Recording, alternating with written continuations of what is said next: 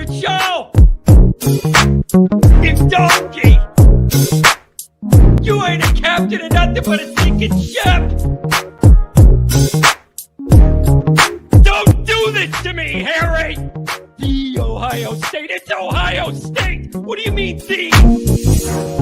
312-988-15. Hello? You tell Johnny all you've heard and seen. Sometimes it's good to just yell about football. Yeah, that's right.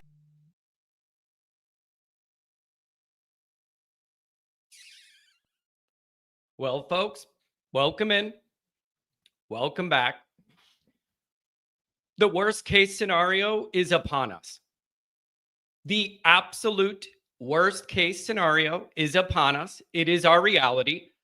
It is a living nightmare. Every single thing that you worried about came true. Where do you even begin? Where do you even begin? And so it's late at night. The game took 9 hours. You got what you deserved.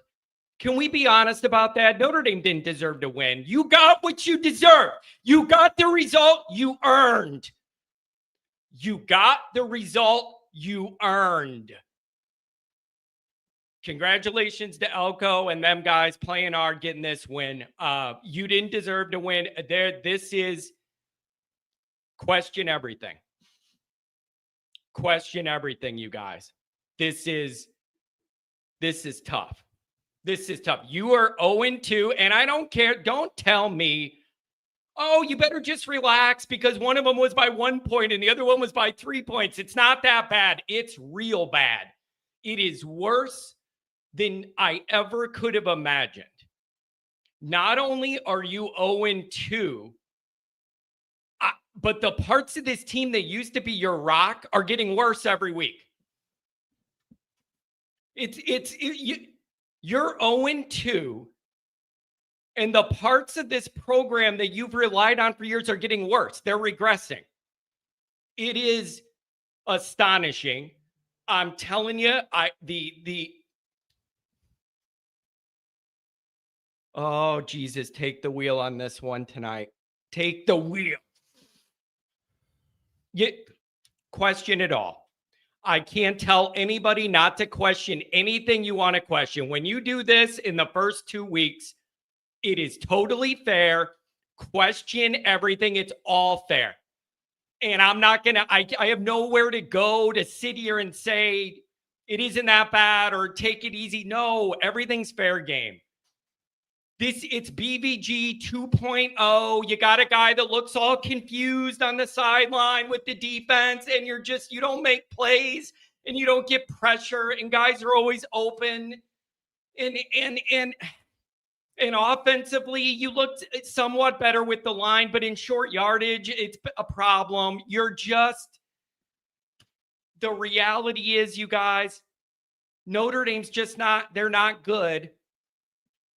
They're not good, and they're not close to good, and they're regressing in a lot of areas, and it's heartbreaking. 2 weeks is all it took, you guys. 2 weeks. Two weeks. And look at, the faith of this program is broken in half. 2 weeks is all it took. Actually, longer than that with the layoff. 3 weeks. So the players deserve blame. Everybody deserves blame. Everybody's going to pile on Buckner. There's a million other problems before I get to that one. You know what I'm saying? There's a million other problems before I get to that one. Listen, Chris Ash, you had one job. Chris Ash came here with one job. Do not let the Notre Dame defense regress. It was his one and only job. Don't let the defense regress. It's getting worse every week. It's getting worse every week. Literally, that guy came in here and it was just one job, man. Keep the part of our team that's really good, really good. It's a dumpster fire. It's an absolute dumpster fire. That defense is unbelievable. It reminds you of the old days. And quite frankly, that's scary. It reminds you of the old days of Notre Dame having no pass defense, and anybody that can throw the ball is going to catch it on you. I don't understand. You don't get proper pressure. He had one job. One single job. I can't get over it. The guy had one job, and it's just everybody's getting worse. Everybody's playing worse. It's unbelievable. So everything's fair game. Be mad at everybody. All the players deserve it. The coaches deserve it. Notre Dame earned this win the hard way. No, you earned this win the hard way, and you got it the hard way. So it reminds you of old Notre Dame. We're going backwards. Guys that should be progressing are regressing. I don't know where to go with this. That's the other thing. I don't know where you go with this. If this is your start and you're going to look like this, I don't know where you go. Like, I don't know. I don't know where you go from this. Other than, of course, last year, John picks a game to host a tailgate right after Northern Illinois. It was a walking dead funeral. And now we're doing the tailgate next week. It's going to be another funeral. So maybe I should just stay home.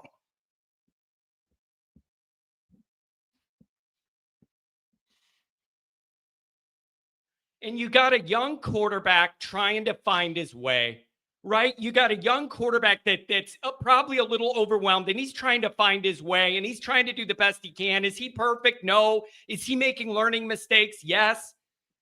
But you got to support that kid to give him any chance to get comfortable. You got to support that kid. And you're not. You're not. I'm sorry. But this Ash thing, I don't know. I mean, can Marcus Freeman go in there and go, I just have to call the play. I have to set up the scheme and call the plays. Or is it just all the players? And you're just going to say, we don't have dudes and nobody's making plays and people are always open. I don't know. But this Ash thing, look, it's on the bingo card. Wait and see. I circled it. Wait and see the Chris Ash defense. I waited, I saw, and I've seen enough. Bro, I've waited, I've seen two, and I've seen enough. And I'm sorry, I can't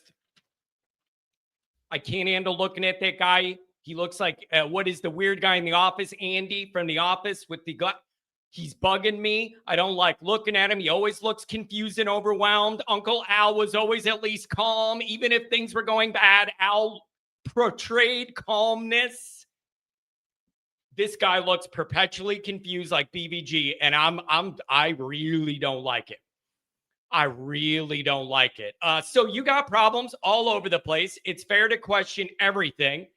Playoffs. You want to talk about playoffs? Literally, I'm just hoping we can win a game. I'm just hoping we can win a game, and I am not kidding. If you're going to play defense like this, you could lose to anybody. You kidding me? If you're going to play defense like this, get ready for these barn burners all year against everybody. If this is the quality of defensive football you're going to play, you're going to be in dogfights all year because you just can't rely on nothing. You can't rely on anything. So I am. It's almost unbelievable. The Notre Dame thing, man.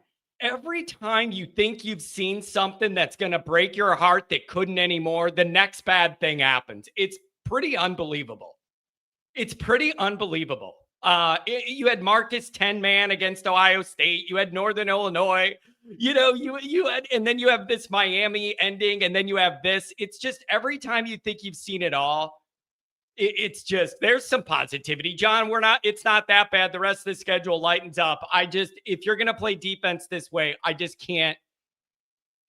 can't trust you to do anything. If that's what you're putting on the field, I can't trust you to do anything or win any games.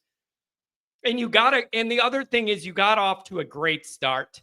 You blocked the punt. You had all the energy. The crowd was up and you just refused to hold on to it, seize momentum and hold on to it. It was right there for you. Carr didn't even have to go out there yet. You were winning the game. You truly just totally melted down and you're not good. I think that's the problem, you guys. You're just not good at football. Your players aren't good. Your coaches aren't doing good. Your guys that should be getting better are getting worse.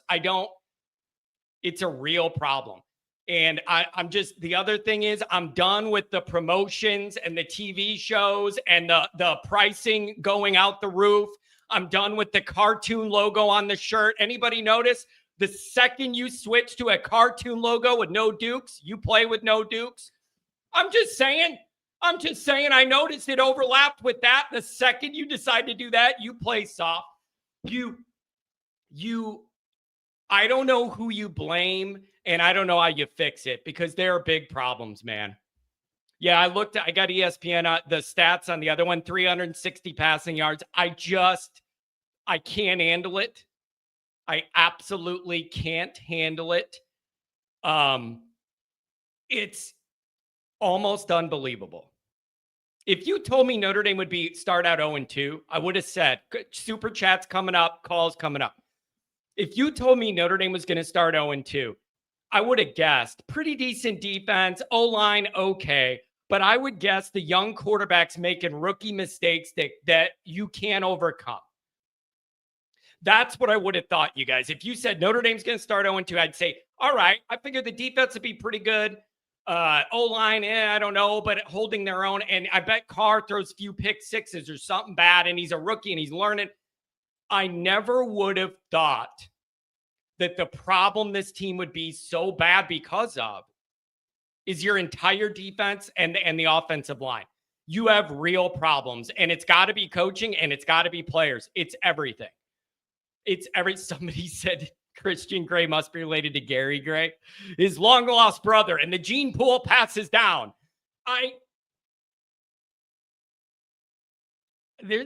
It's unbelievable. I'm almost at a loss for words. And I'm going to say this before I get into your chats and calls. I'm going to say this. I think I was hear me out. I think this is important. And let me know if any of you agree with this. Kenny keeps saying 8-4. Where are you sure we're going to win 8 games with this defense? 8-4. I'm not certain of that. If you're going to play defense like this, you could lose every week. 8-4. Whoa. I don't know. So here's what I'm going to say. And I think this is important. I think I was more upset after Miami than this. And the reason why is the first inclination you get that your team is not nearly as good as you wanted or needed or hoped them to be, that wound cuts deep, and the deepest. Are you understanding what I'm saying? So I think I was more devastated after Miami than this, because Miami tipped me off. We weren't good. This is just the confirmation of it. Does that? I hope that makes sense, right? Like Miami was the hint of you got real problems here. This is the confirmation of it. And that first shot where you realize your team is not good at football is the one that really hurts the most. And so that's where I'm at on it. And so I was more upset after Miami, just the realization we might be that bad. This is confirmation. You're not good. So I don't want to hear anything. I don't want to see anything. Just all of the promo stuff felt like Notre Dame as an institution started really feeling itself after the playoff run. I'm done with all of that. You have no credibility now. You're going to be a laughingstock joke again all over the internet, the whole thing. I see the trolls are here, and I welcome that. Notre Dame deserves that. It's a late Saturday night. I can't think of a better thing to do on a late Saturday night. If I hate Notre Dame or I hate me, than to crack a cold beer, my team played good, solid, winning football, and sit here and laugh at me and all these people. I mean, you just got to there's nothing you could say. You got to soak in the pain, soak in the misery. We earned it. We deserved it. The trolls are warranted, and you're welcome. And I thank you for the view. I don't know what else to say. There is nothing it feels so empty. It just feels so empty. And I don't know, bro, if you're Chris Ash, I don't even know how you walk around and could show your face, dude. I don't understand how you can. You can't look at how good the Notre Dame defense was and then play this way and walk around like you're a coach. It's just so embarrassing. So It's unbelievable how far the team has regressed. And you got to question everything. Question everything. And it is the worst case scenario. You are 0-2 and you have a horrible defense. That is an unbelievable way to start. Yeah, troll away, you guys. It's all fair. It's all good. It's all good. So let's do our chats. We'll get into the calls. I'm going to have 1 million calls. We're doing like 3 minutes each. And there's 1 million people who want to talk. Everybody can't go 7 minutes. It's not going to happen. I'm going to have to start cutting people off. We're doing real radio, 3 minutes. Give your main points. We got to keep it moving. And it's like, well, John, you've been talking for 15 minutes. Yeah, well, it's my show. So I'm going to do what I want. But what I want to do is keep the misery phone calls rolling. So get to your main points of hating your life and let somebody else go over their main points of hating their life. And we'll move through it as quick as we can the rest of the night.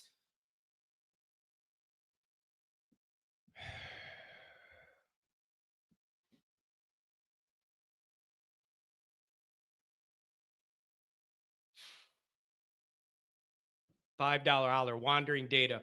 Why is Tyler Buckner on the team? $20 from my main man, Martinez.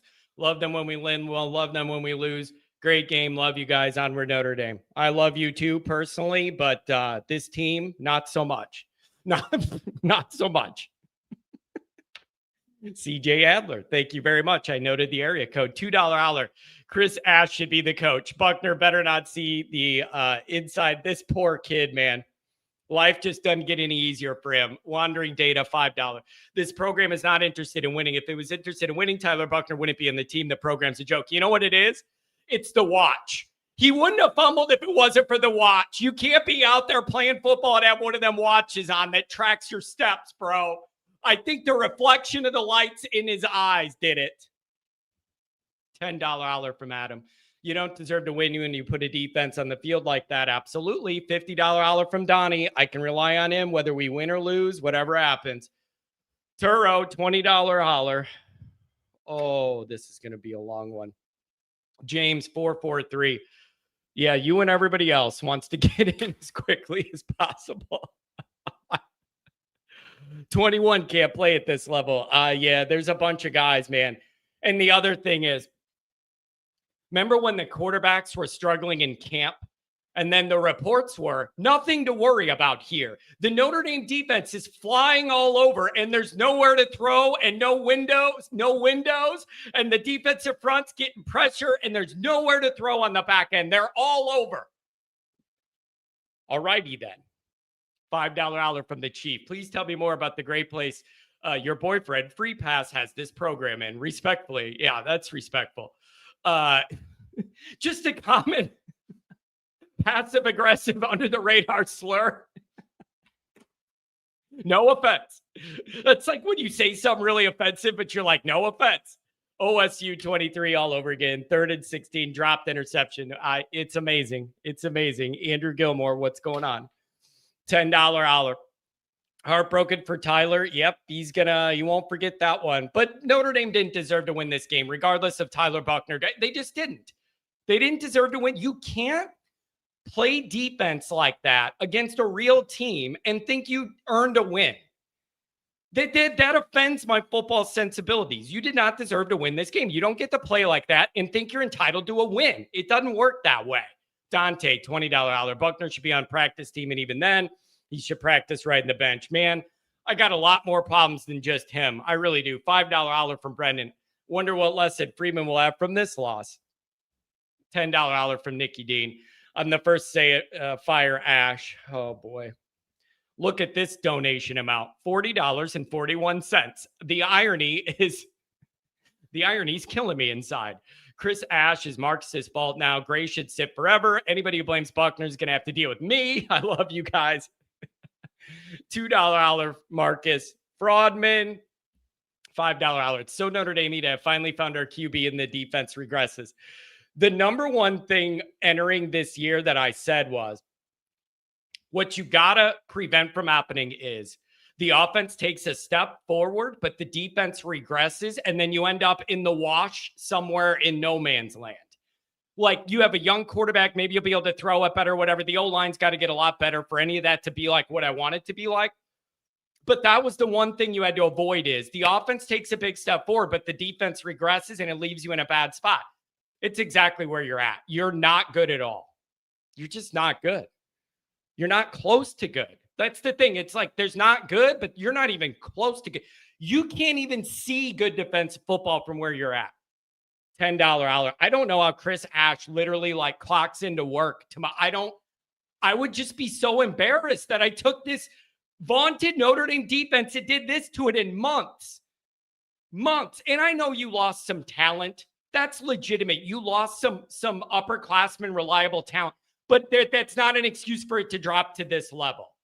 That's some of it, but not an excuse to drop to this level. So $20 hour, Chris Ash, barf, $2 hour. At least Denbrock fooled them with the way. Hey, the first game, it was 90 throws to the sideline for no yardage. This time, it was the Wildcat, okay? We're just picking one every game to run with, okay? Till we lose. Armada perspective. Why are you not breaking things? I'm maturing in my old age. $10 hour from the rotate. Did you all see Arkansas? This is what happens when you don't play junior colleges first quarter of the year like everyone else. Nope, I didn't see what happened to them. $5 hour from Colin. BBG all over again, all over. It's giving you creepy vibes. $5 hour. Call me Borat because my wife, this defense playing Middle Eastern man, bang, bang, ski, ski. Chris Ash, you've been cursed by the witch. $5 hour from David. Here's $5 for the annual therapy sessions. Yeah, it's amazing. 623, the flood. Yeah, the flood of positivity that's coming on the phone lines. $20 hour Wellington. What's the national narrative around Notre Dame football tomorrow? I mean, you could say, oh, we only lost by 4 points total in these games. It's how you played. It's how you're playing. It isn't just the final score and that you lost. It's that you're playing this outrageously poorly in areas that used to be strengths of the entire program. It's inconceivable that you would regress to this level. It's inconceivable. In my worst outcome, I had 0-2, but not like this. This is beyond my worst case. Josh Blair, $5 hour. Sad game. Lots of things to worry about. Lots. Everything. My main concern is Ash being bad to the point where we lose possible recruits. Oh, yeah. I'm sure glad you showed the recruits a great night. And, oh, it's the biggest recruiting night. We got 1 million guys here. Oh. Maybe Elko could talk to him on the way out. $10 hour. Mason, CJ, and Kenny should both transfer. The thing is, Carr made some mistakes, but you don't support the kid. All the pressure to save the world is on his shoulders all the time because you're never in a comfortable position ever with this team. You're never in a comfortable position, and you're putting way too much on that young kid to expect him to be the wizard and save the day every week. Josh Lawless, $2 hour. Ash is trash. This team stinks. $50 hour from Rick. Respect to the Irish. Win out from here. $10 hour from Mike. Mike, you don't have to donate, man. Apollo Creed, 13, $5 hour. I'm actually still confident. The O look good. The Diaz guys and will come along. Apollo, God bless you, man. I hope you win. Apollo 13, it may be about right to what's happening to this ship. It may not be a spaceship, but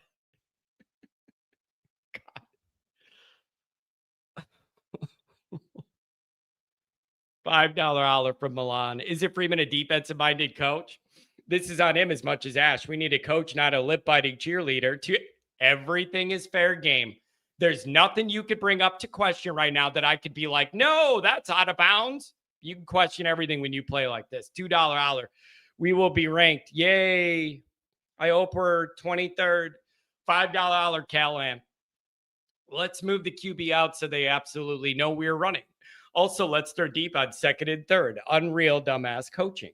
Mendoza, $2 hour. What a ride it's been since the Northern Illinois loss. $5 hour. Is this the choose hard? This is good. You're choosing hard. That's for damn sure. You're choosing hard. $2 hour. Cotter Jinx strikes again. $10 holler from the merch.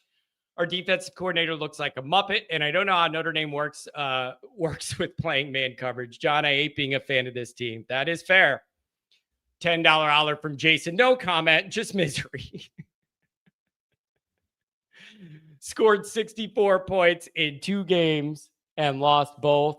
It is pretty unbelievable. Pretty unbelievable. I don't know. Pat, what's going on? John, I have a number of things, and I know you say 3 minutes, but it's me, so I'm going to take as much time as I need. First off, anyone blaming Tyler Buckner for anything, he is such a minuscule part of this football game. Such a minuscule part. Did he fumble it? Did it allow them to win the game? Sure. Is that why Notre Dame lost the football game? No. Notre Dame is in a position that it was last in when Brian Kelly hired Brian Van Gorder. And Marcus Freeman has an opportunity he never had before, or that Brian Kelly never had. He now knows that Chris Ash is not the guy. Now, I don't have any expectation that Marcus Freeman is going to fire Chris Ash, because that's just not what football coaches do. That's not what they do. We're about to get rear-ended or something. That's not what football coaches do. They don't fire their buddies. But I fully hope that play calling is removed from Chris Ash. This season is over. The experiment is over. He's not the guy. You talked about the number of things that you can complain about. The offense, when the offense needs big guys, when you needed a stop from the defense, they never got you a stop. Where do you go from here, Pat? Like, how do you even begin to Monday morning. You fire Monday morning and say, this was a mistake. The best defense in the country to which was. I am the ultimate, I am the ultimate give it time guy. I am the guy that always says, give it time. This isn't time. I can't believe the regression that we've seen. I can't do it. I can't. Damn, Pat, you're cutting out bad, man. I can barely hear you. It's that South Bend cell service.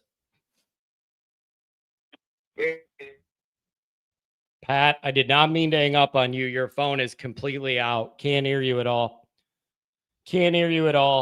Sorry. 415. That's a great start. 415. What's up? What's up, Johnny boy? How we doing, bud? I don't even know where you go from here. I know. This is going to be really, really, really tough. I between my 7-year-old crying on my shoulder at the end of this, me trying to figure out what in the living hell has been going on over the last 3 weeks. I just, you and I talked the entire summer, and we talked about the biggest thing is that we cannot regress, that we had to keep the momentum going. You talked about the offense, like moving forward, or the defense moving forward if the offense took a little bit of step back with a rookie quarterback. There are so many different parts of this team that have gone backwards and from where we were in January. And it's not just because of the fact that some of the players went to the NFL. It's not. There's something else going on. It's systemic. There's a vibe in the building that is not working, and it starts at the top. And as much praise as I give Marcus Freeman and talking about he's the man, and I totally, completely agree that he will be the person to get us through there. there's too many things that are happening right now that are just unacceptable. And we are at a crossroads right now. And I know Pat was talking about you get rid of Ash right now. I mean, holy smokes, man. Giving up that many points, that many yards, it's just, there's too many different things that occurred that I just absolutely blew my mind. And I'm at a loss. And I definitely, obviously, will talk way more about it on Monday, Wednesday, Friday. But this is just one of those things that when the clock strikes 3 zeros in a row and you're sitting here and you're realizing that we are now 0-2 and it's not the way you pictured 0-2, you're wondering, this is just not what I have envisioned. If we were 0-2, I would have envisioned it completely different the way you're talking about.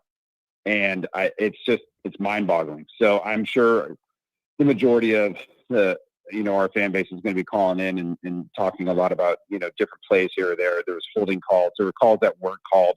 Even on the touchdown, there was a holding call as our defensive line was making penetration. But you can't rely on that. You started off this game with a blocked punt for a touchdown. And you had all the momentum in the world. And that's where you need to put the pedal all the way to the floor.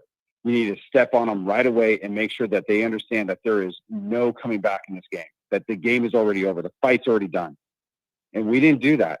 We gave them time and time again a chance to get into it. And they kept sticking into it until we made enough mistakes. And at the end of the game, it was like, oh my God, I just hope that we survive this. Because if we survive it and we go 1-1, then they need to figure out what the hell they're going to do to make the changes.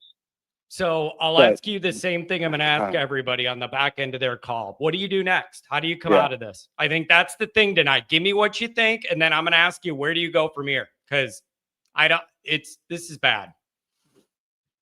You immediately have a full coaches meeting with everybody, and you say everybody needs to understand that this is absolutely unacceptable. There's no more pitter-pattering around anymore. The whole, kind of gentle coaching or whatever it is that's going on, that's got to stop. Like, this has got to be in your face, kind of like the old school. I know I bring it up every once in a while, but the old school Nick Saban, just in your grill, like, you will do your job or you're gone. Chris Ash, out. If that's the way it is, gone. Don't care. Denbrock, I don't care if you have 40 years experience. This Wildcat thing, what are we doing? Yes, it scored a touchdown. Yes, it got something on a 4th and 2, but it was too transparent. It was the same thing as last game with these plays to left, right, screen until it was picked off. You have to mix it up more. You can't just do the same thing over and over and over again. I just don't understand. The Wildcat, everybody in the world knows it's going to them. And it might have been successful on a couple of plays, and I'm excited about that, but not to the point where I'm saying, let's keep that in and keep going for it. This is. I think everybody needs to sit down, John. I think they need to look in the mirror. They need to question everything, like Marcus was talking about it. And you start making the changes now. You start making the changes right now. Yeah. Because if you go 10-0 and you run the table, there's a slight chance you might make it in. A slight chance. On the last day of the season in Palo Alto, sleepy old Palo Alto with 12 fans in it, and that would be me and my family being 4 of the 12. And you're going to be sitting there going, are we going to have a chance to get in and maybe, I don't know, travel to, the shoe, or whatever. But if we keep playing like this, you're looking at 7-5, man. Yeah. Maybe. Yeah, it's tough. Adam, hey, thanks for always being around and all summer and all your contributions. Stick around, buddy. We'll get through it together. Thank you. Brother, I'll be here with you, man. You take care of yourself tonight. I'm trying. Pat, I'm sorry again, man. It's the South Bend cell service every time. He started. It's just when things go bad, they all go bad. Pat was fine. 2 minutes in, he sounds like an alien creature from another third galaxy. Unbelievable. Tom, $5 holler. Ash was given a Ferrari and has driven it straight into the ditch.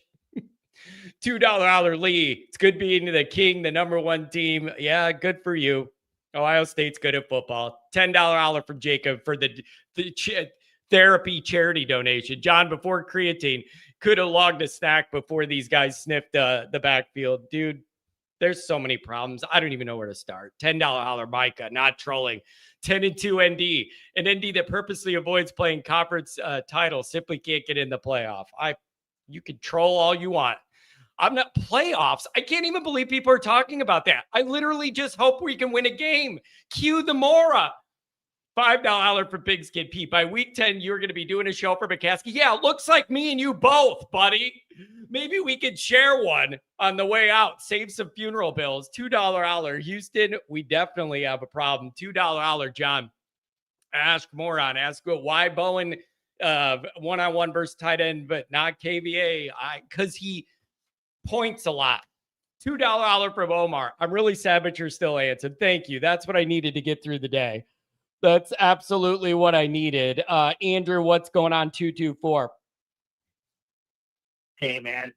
Thanks for taking my call, John. Man, Adam's a great caller. He actually kind of took what I was going to say, which was, I don't know about your kids, John, but I have a 12-year-old, and it's popular these days to be a front runner. But once you get old enough, you really pick your team, and so.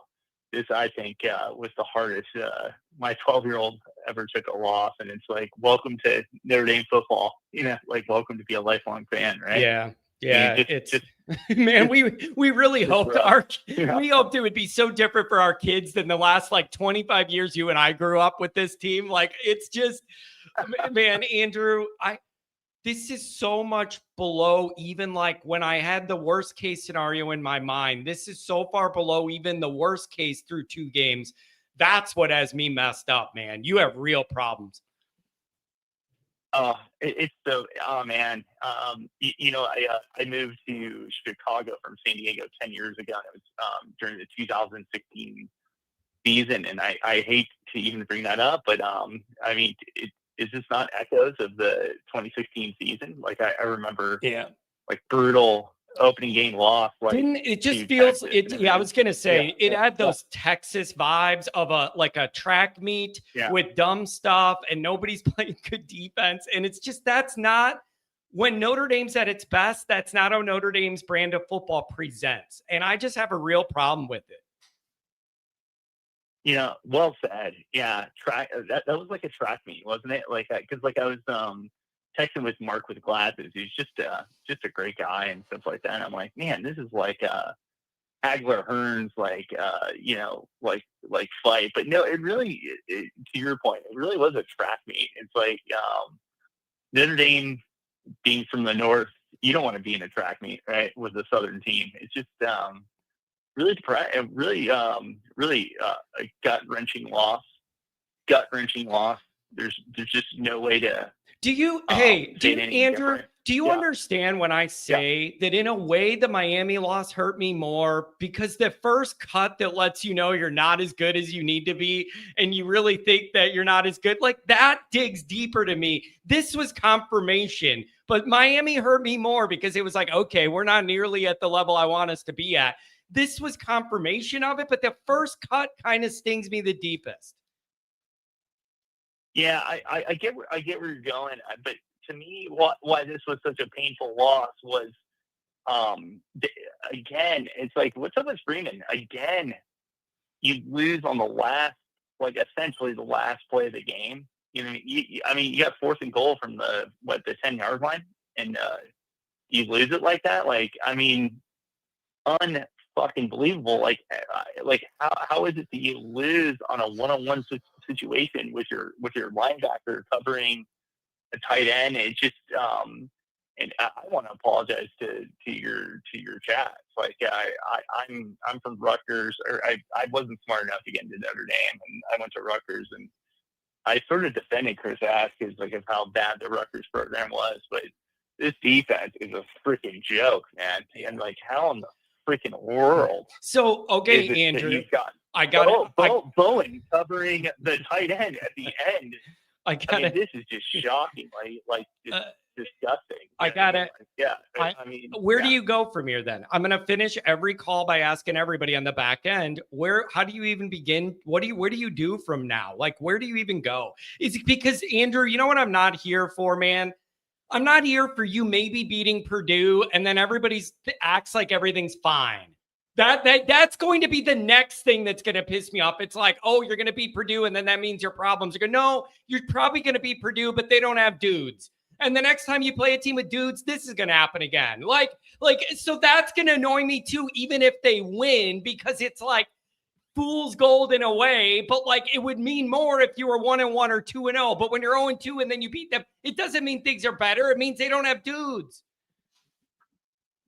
Yeah, well, I guess you got to bust out the schedule because, like, I know you don't want to hear anything, like remotely positive, but I really do think that A&M's wide receivers were freaking legit. Like, I guess where we go from here is I don't think that we're going to play like a wide receiver group as good as A&M from here on out. But who cares? Like, he lost the two biggest games, so yeah. I guess the best that you can do is run the table, but I really don't think they're going to. No, you can't. You can't. Yeah, how can it's not just that you're 0-2. It's how you arrived there. And how you arrived there is screaming danger every week to me. Like it's how you got there. The parts of this program that were supposed to be your foundations are not good enough.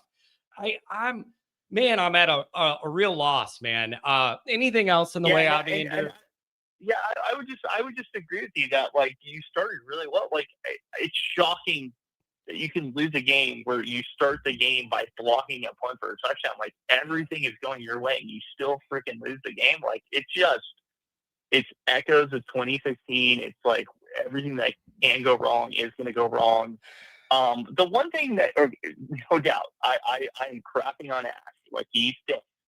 The one thing that I think everybody should, and by the way, I'll backtrack. I like a lot of people are going to really rag on the play calling and stuff like that for the Wildcat, which the Wildcat was kind of ridiculous, but in the end, it actually kind of worked toward the end there. I'm not going to blame Denbrock for this loss.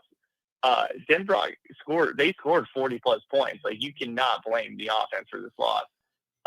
But what I will say is, please, with the love of God, do not, like, Mike Mickens and his vaunted top 3 in the country secondary. Can we stop with that nonsense? Like, Mike Mickens, his crew has lost those 2 straight games. Like, I think that Beck just picked apart that offense, and in fact, or that defense, and in fact, Cristobal took the foot off the pedal. Like, if they would just have thrown it, I think we lose way more than we lost to Miami. So, and then they just freaking just choked the entire game. That secondary is a real liability right now. And like there's this like discussion in the chat, like, oh, we need to play zone, we need to play man. Dude, when we're playing man, if that guy just could have thrown a decent deep pass, like, it would have been like way more painful. Like, it's a real serious issue in our secondary, which is pretty shocking. I don't think we would have ever thought coming into the season that our secondary was the weak link of the team. You know, because like, you can try to blame the D line. The D line was trying to keep the running or the quarterback from running. It's the secondary got fucking torched. I mean, I'm sorry, it got torched. It's like, so I'm sorry, Mickens, like, the kick gloves of Mickens is off. Like, your secondary is not that good, and then all you got is a freshman coming in, and he got burnt like a crisp. It's depressing. Yeah, it's echoes of 2016. It's really, really, really tough. So I don't know, man. I don't know where we go from here, but it's going to be a rough road. Andrew, thanks for always being around, buddy. Love you, buddy. Have a good one. Oh, man. I've said this before. I'm going to say it again. This show, these post-game shows, are way more fun when we win, but I think they're more important when bad things happen. And I mean that. I am miserable. I mean, I'm like sweating. I'm so mad. They're more fun when we win, but I think they're more important when we lose. And then we're all here together being absolutely miserable. Tim, $20 holler. Defense was golden. Now it's in ashes. That's very well stated. Anybody see that blatant hold on the fourth and go, yeah, but like, we didn't deserve to win the game. Like, I'm sorry, even if you got away with it. Just me, $10 holler, $5 holler, Mason. Thank you very much. If we played Villanova, FIU, Nevada, we wouldn't even know the sky is falling. I know. I've thought of that too. How different things could be if you could build yourself a month to be able to warm up and not be on your A game and win and build some confidence and figure out your personnel, who you could play in what situations or not. Like, I've thought of that it could be totally different if you had Penn State's like first 3 weeks or whatever, like, but that's not how Notre Dame's built. And you got to go win the games when they're scheduled. There's no excuses. $10 holler from Theodore. Until we develop an identity, offense and defense, it's going to be hard to win a game. We can't really rely on a gimmicky playbook and wildcats and screens. What do we do? Well, tough question. $10 holler from Ryan. I'm so tired of hearing at the beginning of the year how awesome our team looked in camp. And when we get on the field and crap our pants, it's all camp. Oh, that's secondary. They're flying all over and they're long and they cover all the windows. There's nowhere to throw it. Bro, what? $10 holler. Sully, you just let A&M walk all over you in your house. Ash looked lost all night. No pass rush, no ball blocking secondary, just terrible Ash. And Buckner should be on the first bus out. Man, that poor kid. It isn't all his fault, but man, you can't be wearing a watch when you're out there playing. I'm sorry. I think that's what did it. I'm serious. It's bad. $5 CJ. At this point, why not start freshmen like Will Black, start planning for next year, not playing for anything this year? Coaches don't think that way. They think I got to get as many wins as I can every year, no matter what. That's just how coaches are wired. They don't think, they don't think that way. 415, $5 holler. Hardest part of the game was to clock triple zeros and seeing the tears rolling down my son's face. Luckily, my daughter's young enough. She's been asleep for a long time. So let her dad go in the basement, blow his blood pressure through his veins until his head just melts. Like,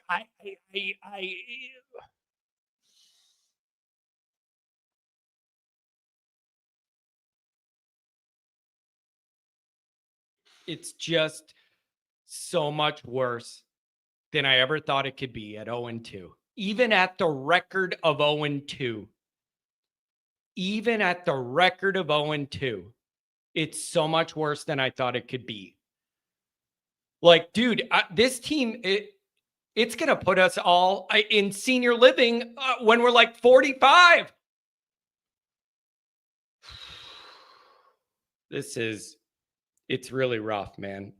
Really rough stuff. All right, I need to refill my water. We'll be right back with more calls. Every dollar matters when you run a club, bar, restaurant, or country club. Lost tabs, slow payments, and walkouts cut into your profits fast.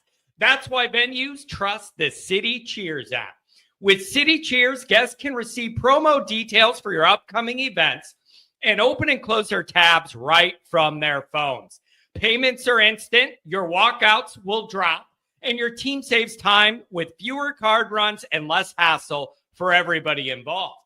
Managers get real-time reporting and transaction tracking so you know exactly what's happening on the floor from sales to staff performance. Servers can handle more tables with less effort, boosting check averages and increasing their tips. And when your staff works smarter, not harder, morale goes up, service speeds up, and turnover goes down, creating a smoother, more profitable operation every single night. Protect your profits, empower your team, and simplify your business with City Cheers. This app is built for venues that want to win. So if you're ready to take your business to the next level, call friend of the show and loyal Notre Dame son, Tom Frawley, at 773-332-7742 today. Be sure to tell him Always Irish sent you. Oh, Chicago's very own. Man, this is these are dark times. Tom, what's going on, buddy?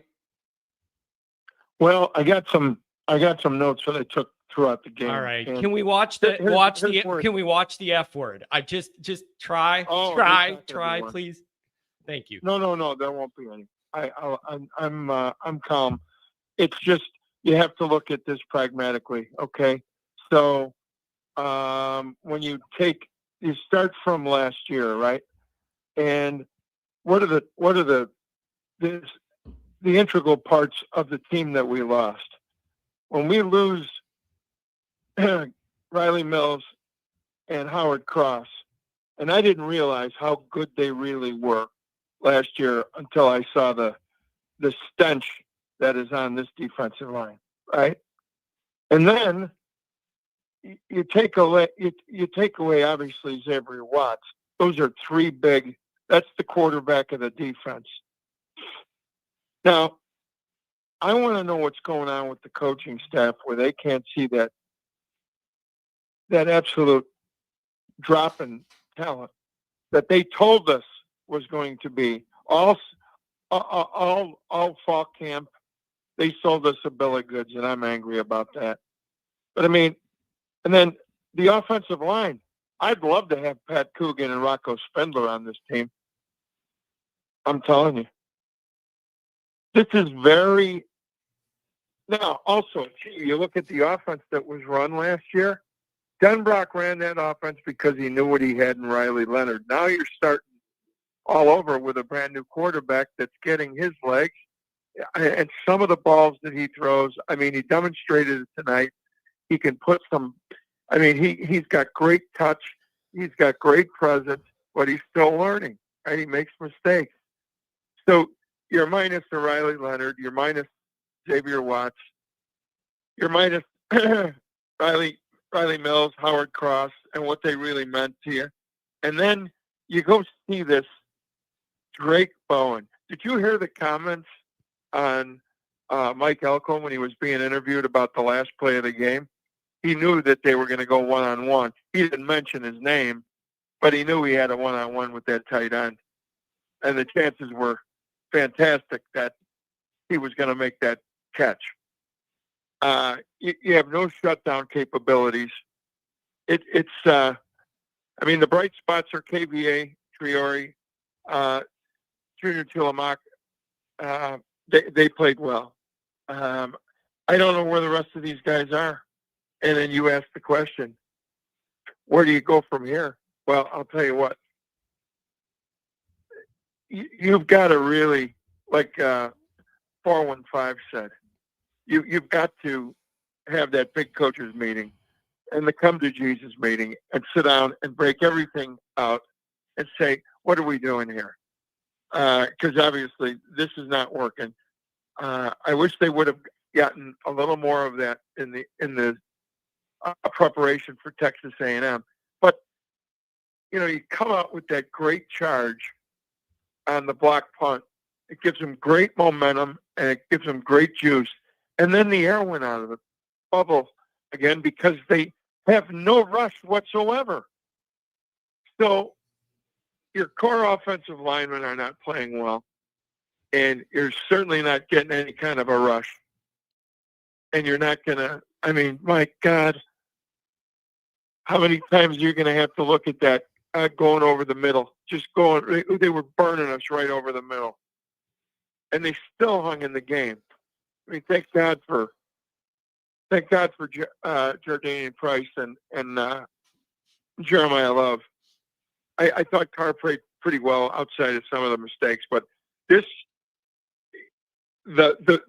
futility on this team reminds me of doesn't remind me of 2016. It reminds me of the Faust years. There's talent on this team. They're just not playing in the right spot. I don't know what to do, John. Yeah, it's pretty brutal. It's tough, man. It isn't just 0-2. It's the way you arrive there. No, it's the way you look on your way to 0-2. Oh, and to being the laughing stock of the nation. See, we told you, especially from all our friends in Columbus. See, we told you were just a one-off. I hate that. Yeah. That really burns. That burns my ass. But what are we going to do about it? When everybody's winning, there's a multitude of sins you could hide under the blanket of winning, right? Yeah. But I'm telling you, some of these deficiencies were here going into the season. So I'm going to make a suggestion. If you're going to use the transfer portal, use the transfer portal correctly and go out and get a couple of defensive tackles that are absolute world beaters. Yeah. It's They need to do that right off the bat and go find somebody to replace Drake Bowen. Drake's a nice kid, baseball player, dual athlete. Yeah, I get it. He couldn't cover my grandfather. Terrible. yeah, it's And that's when they pick on him. it's just tough, man. It's just we're going the wrong way here. And I don't know where you go from here. You try and win a game, I guess, against Purdue, and that'll take a little bit of the edge off just because you finally get a win. But the way you play, Yeah, I'm not. Listen, I mean, what do you? I am. Come on.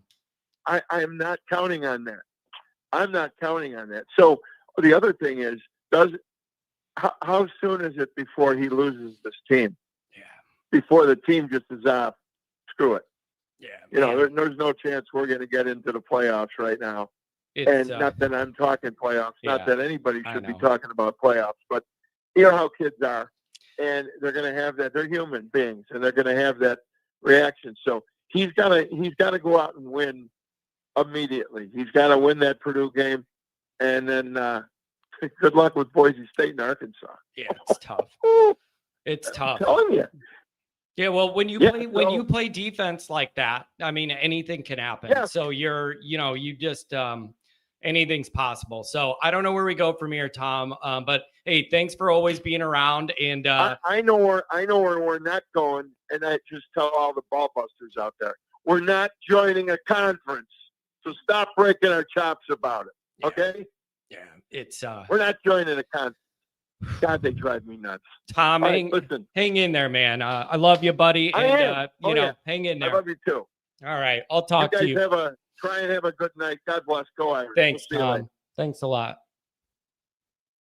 Oh man, ND fans age like the president. You ain't wrong. Oh, you ain't wrong. $5 hour. AD, the skate rat.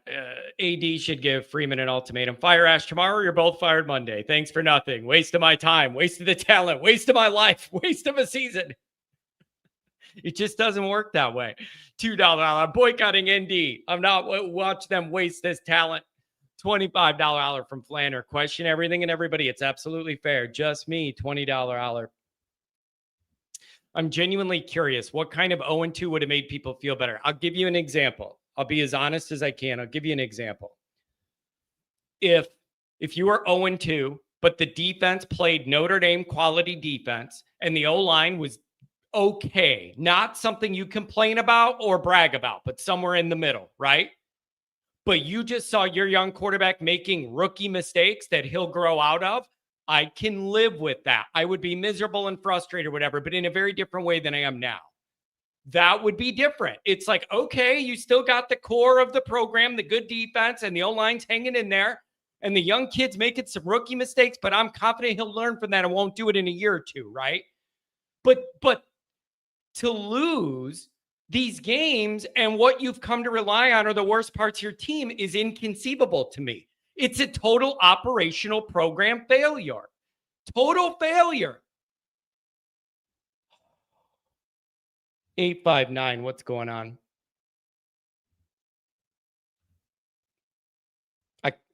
I can't understand you. 859.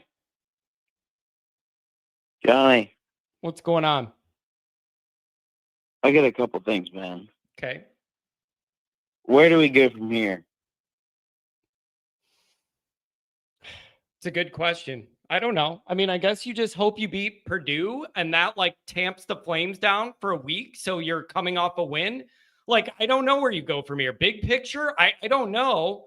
You got to try and win a game to just find any footing. Like, that's the emergency now is you just got to try and win a game to kind of put out some flames. Like, in the short term, that's all you can do. I don't know. Yeah, I mean, Stroman is terrible at safety. There's nothing you can do with him there. There's so many guys that are just not playing really good football. And it's just like some guys have regressed and others must have been really pumped up and overrated. Like, it's really frustrating, man. I don't know if you're playing defense like this. Every game's up for grabs, and I just don't know what you can trust. How much would it take to bring Golden back? He's in the NFL and going to retire, you know?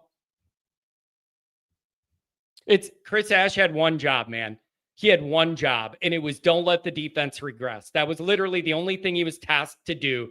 Don't let what's already really good regress. And it has fallen out of the bottom of the floor. I can't believe it. How long before Marcus Freeman takes it back over and gets rid of Chris Ash?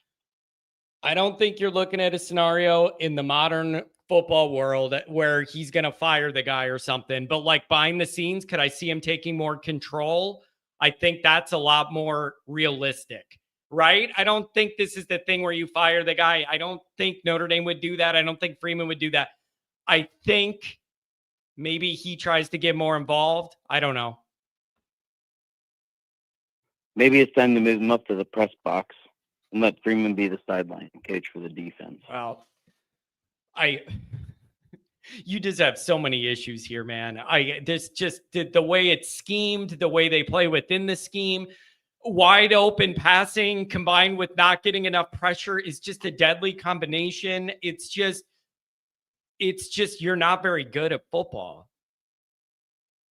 Yeah, I mean, Bowen had some good plays, but he also was one of the worst players on the field today. It was really disappointing. Yeah, it's tough.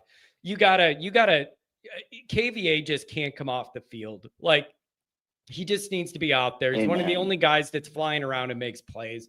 Just let him play. Like, this is just the worst, beyond the worst case scenario. So I don't know. Yeah, I'm with you, man. It's tough. Here come the Irish in December is going to be terrible. It's going to be about an 8-4 team. Nobody's going to want to watch it. Yeah, it's just tough, man. So I don't know where we go from here, but this is about the worst case scenario. Anything else, my friend? That's it, man. Just wanted to check in with you. Yeah, we'll get through it. I'm sure it isn't going to be pretty, man. Try and have a good rest of the weekend, okay?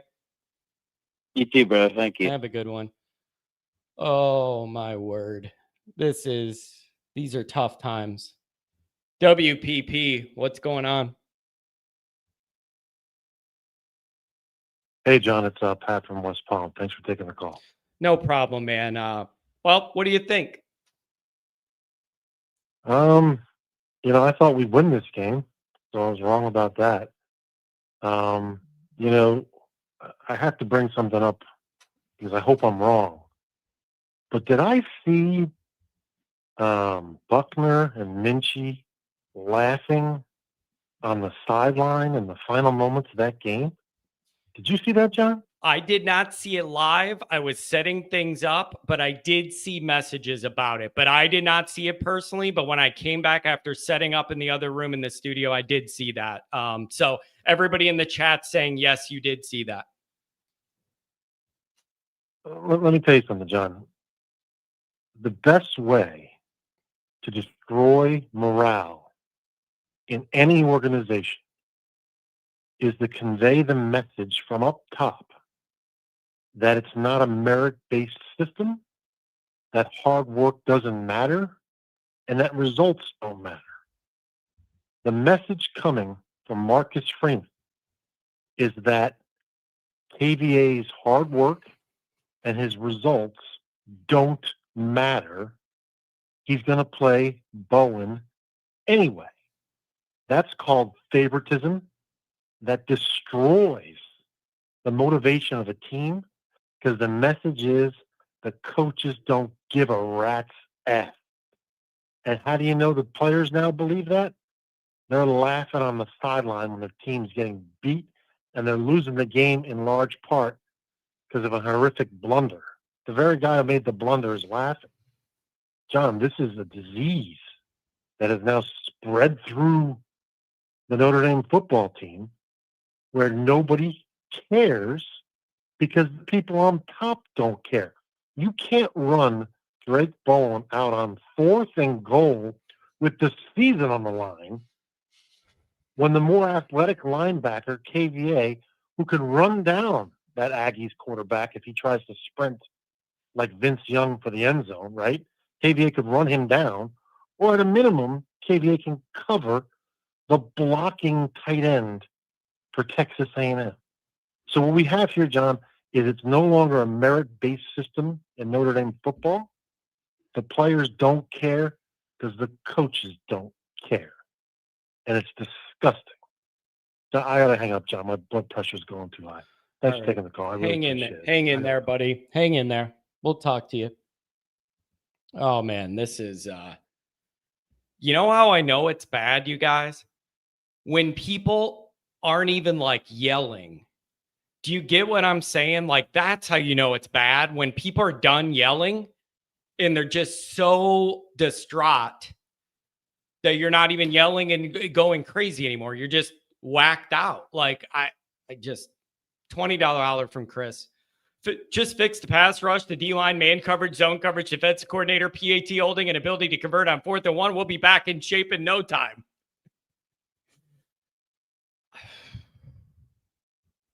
Oh, man. What a nightmare. $50 holler from Rick. I didn't give up after this. By the way, if you're new here, Rick is an A&M fan that's been with us since last year's Notre Dame A&M game. Really nice guy, very generous. I didn't give up after the punt got blocked and they scored against my Aggies. I'm not giving up on the Irish. 10-2, make the playoffs. Let's have a rematch. Thanks for the attempted positivity there. 559, you're on the line. What's going on? Johnny, man. Johnny. ¿Qué chingados estamos viendo? What are we looking at? What are we seeing? This is not Notre Dame. This is not my Notre Dame. This is great ass being ass. Now, I've said that. But first of all, Marcus Freeman says question everything, right? Question everything. So let me ask you guys a question. We're over here calling your show, complaining about how ugly our team played, how ugly this is, how ugly, awful play calling, and et cetera, and et cetera, and et cetera. Okay, why don't you hold yourself accountable and stop selling your damn tickets? You're giving the opponents a better advantage. That stadium should not be no 30 or 40% on the opposition. It should be all Notre Dame. That's what pissed me off from the moment that I stood on the TV. There was too many Aggies there. You let them come to our stadium and made it feel kind of like an even turf. Then, Ash, you need to bounce, my boy. You need to bounce. Because, boy, if I don't have a heart attack soon, I'm going to get one because you're making me get diabetes real soon.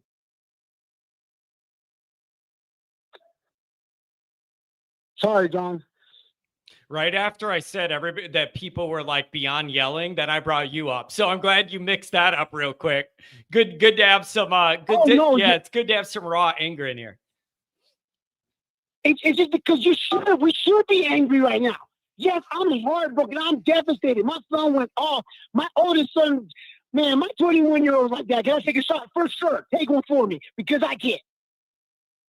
But it's like, Marcus Freeman, you say question everything. I am. Believe me, I'm going to ride with you because this is where we're going to go from here. This is what everybody's calling you up. And where do we go? Where do we go? We go from the moment that we buy that ticket and we don't sell it to someone else. We go and support this team. Marcus Freeman, the moment that you go in tomorrow's meeting or whenever you do have the team meeting, because I don't know you guys' schedule, I want you to tell each and every player this is not over yet.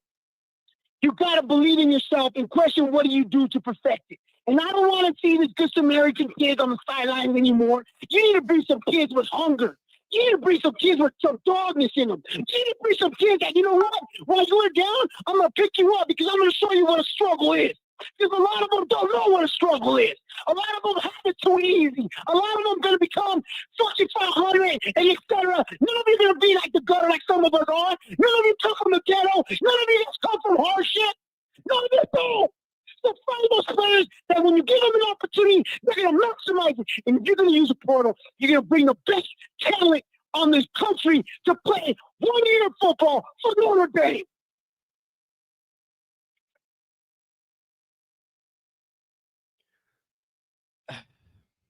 Where do you go from here, man?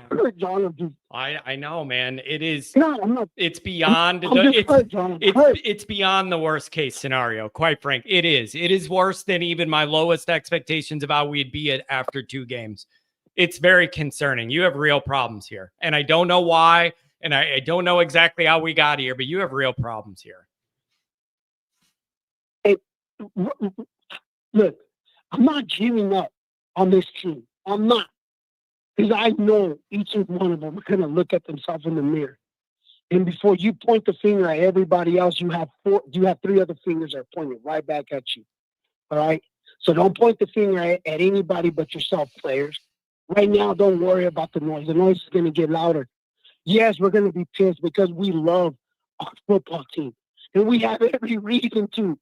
Because a lot of us can't do what some of you can do and take a small 2-hour drive, a 3-hour drive, a 4-hour drive. Some of us can't. So, players, this is not over yet. Our season is up to us.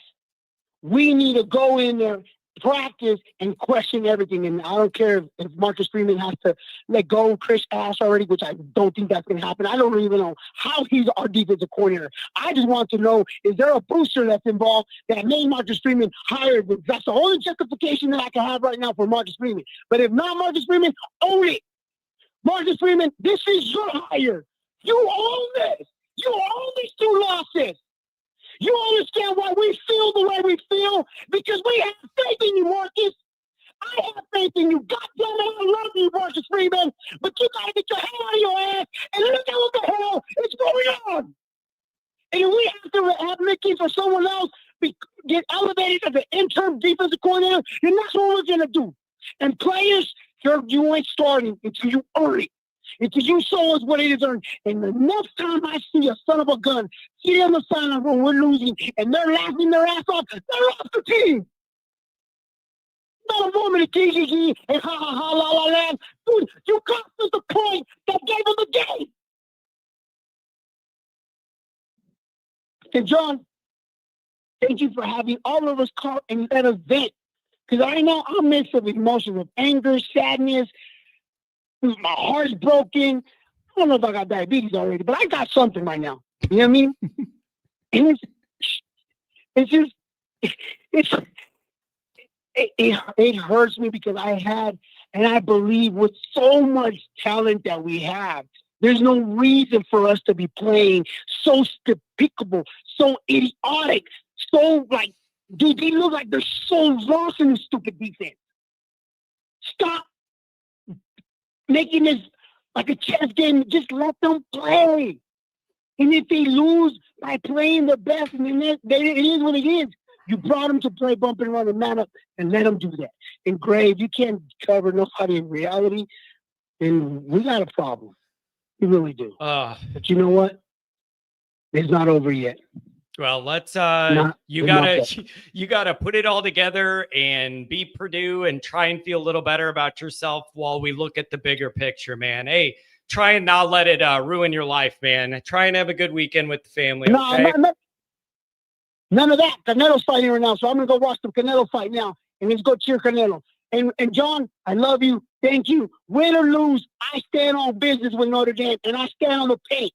It's easy to judge when we're winning and everything's ha ha ha. But we got to learn how to win and we got to learn how to lose. And when we have that lose feeling, that becomes that hunger that we need to learn how to win again. So let's go, Irish. It's not over, my boys. Have a good one, man. Take it easy. Oh, man. What a rough night. What a rough night. 815, what's going on? Hey, what's going on, John? This is really rough. Yeah, this is just first-time caller, but our defense is that awful, and it's completely unacceptable what's going on with this. I don't know what to say anymore. Yeah, I understand that you lost that upperclassman leadership and guys that made plays last year. Like on the defense, I understand that. But this level of regression is completely like outrageous. Like even when I account for that lost talent and leadership, this level of being ineffective is just, it's inconceivable to me how we arrived here. No, it's just even with the lost leadership, it's just, the guys on the roster should still be good enough to be better than this. Our team should not be scoring 40 points in the game and losing at all ever to regardless who you're playing to against. Yeah, it's and that's not Notre Dame football. And when Notre Dame football is up as a program, the O-line play and the really good defense are the staples of that. Everything else is tethered around that. And now I don't feel like you have that. And I don't know where that leaves the program. What's the foundation if you're not good at those things? Yeah, I don't know. It's just 2 steps forward last year, and 3 steps backwards this year. It's just with how bad everything's been going. It's just awful. Just terrible defense and just can't stop anybody. Even staying them ran the same slant play over and over again, 0 adjustments made on the defensive side of the ball.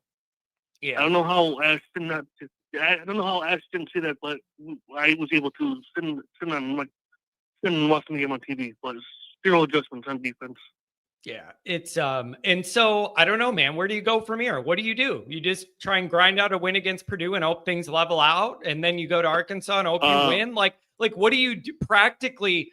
I don't even really have good answers for this kind of problem.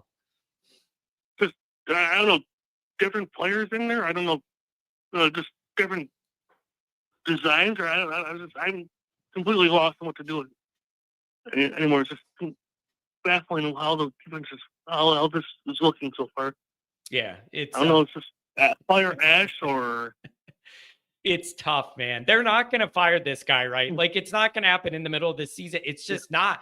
I think the most you'll get is Freeman taking control behind the scenes, but not letting it show so everybody knows he's like demoting his DC. That's like the most I think you're going to get. But I don't know how these things work. Yeah.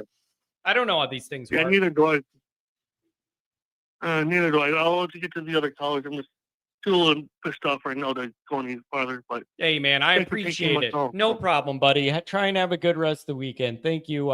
Thanks for the call. 949 on the line. What's going on, man? Well, what's going on is an interesting question. That's the question I had during the game. That's the question I had during Miami. And I think that, I mean, we've seen it before with Van Gorder leaving during the season. We have to see it with Ash.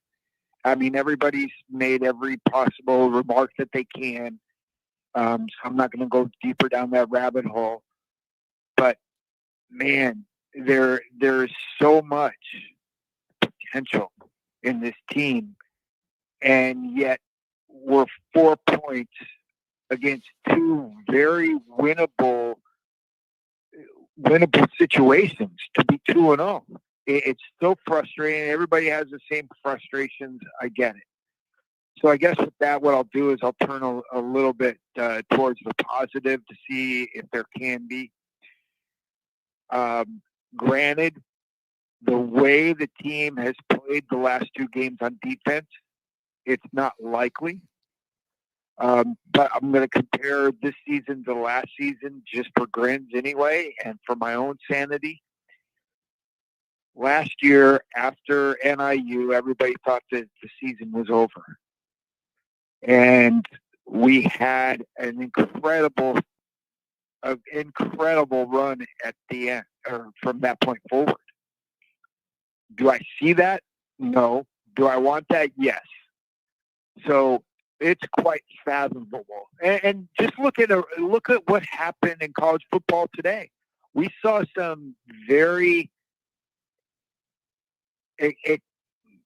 terrible teams expose themselves. Georgia's defense looked like ours. Tennessee's looked like ours. Bama did against Florida State. So there's a lot of football left to be played. Will we end up in the playoffs? I don't know. Am I still going to watch the puzzle unfold and just hope that what though the odds, Old Notre Dame will win overall? Yes, absolutely. It's in my blood. It's in my nature. So I'm going to look that way. I'll say this too. Of our fan base, mostly online, just saying, "Oh, I'm done. See you next year." Or, terrible. Yeah, it was not pretty, and it feels empty. But for those people that say, "Oh, see you next year," that's not a fan. That's a front runner. Those are the same people that probably after Northern Illinois said, "Oh yeah, it's over. We suck. Burn it all to hell." Yet they were right there in front of their TV cheering against Georgia, against Penn State, and then probably bragging about it the next day at work. Bottom line is, I think they're still going to watch. Yeah, people are so mad, but they're still going to watch, and they're just going to hate watch and be miserable, but they're going to watch. But like that's what people do in the immediacy. It's like, I'm done with this team, and then next Saturday they're going to watch. And then it's just, this is something that we love, but like, man, it causes a lot of pain. Yeah, it does. And we had so much glimmer of hope that it was changing and it was heading in the right direction. Now it looks like we've done a 180 and are headed backwards. And I hope that's not true. I hope things get righted and we'll go that route.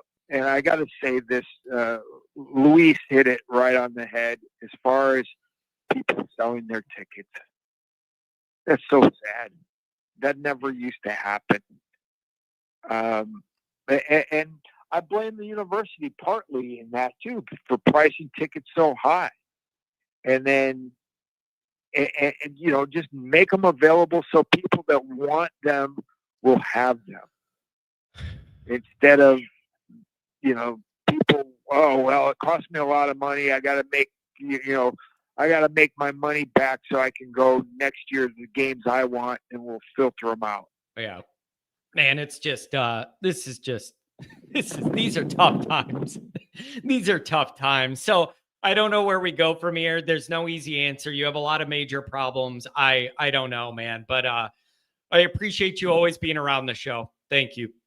Yep, I love listening, and I'll, anytime you call on me, I'll do what I can to add some value, because that's what my intent is to do. But I'd say for everybody, just sleep this one off. We got Purdue.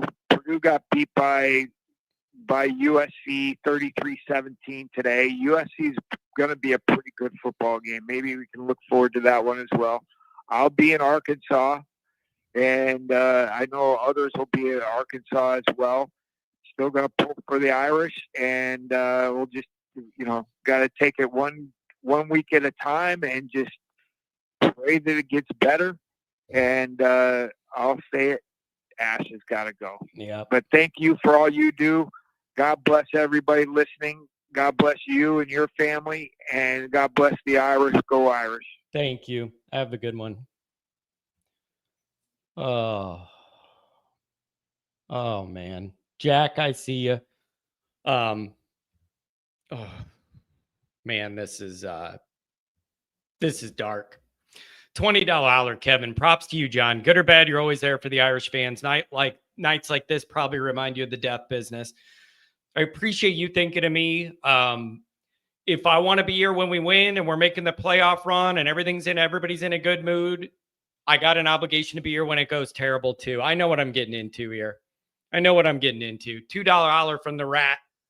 Looks like this year weddings on Saturday are not bad. That's actually pretty funny. $5 from the Rack Factor. That sounds inappropriate for YouTube. Did anybody else see Schuler standing still while A&M was punching one in from the 2? Starting to see a pattern. At least Stroman isn't afraid to hit. Patrick Connolly, $10 holler. The sad reality is I'll stop going to sites like yours, not because I don't appreciate the content, but I'm too old. And I remember when losses were there for days, it's just not worth it. Yeah, there's no doubt. Losing is bad for business. Losing is bad for business when you do this. You get the initial pop of the misery of the losing because trolls want to see you be mad and you get a big pop in the beginning. But overall, losing is bad for business, man. Nobody's going to waste your time. $5 holler, Mike Witt. We need Jesus. This team is a sad excuse for a natty runner-up. $100 holler from A&M Rick. Johnny, I love the show, but you got to dump the profane callers. That was pathetic. Adults don't act like that. That's not Irish. Rick, I do try and extend some grace on a night like this, or like after a really brutal loss. I do try and extend some grace.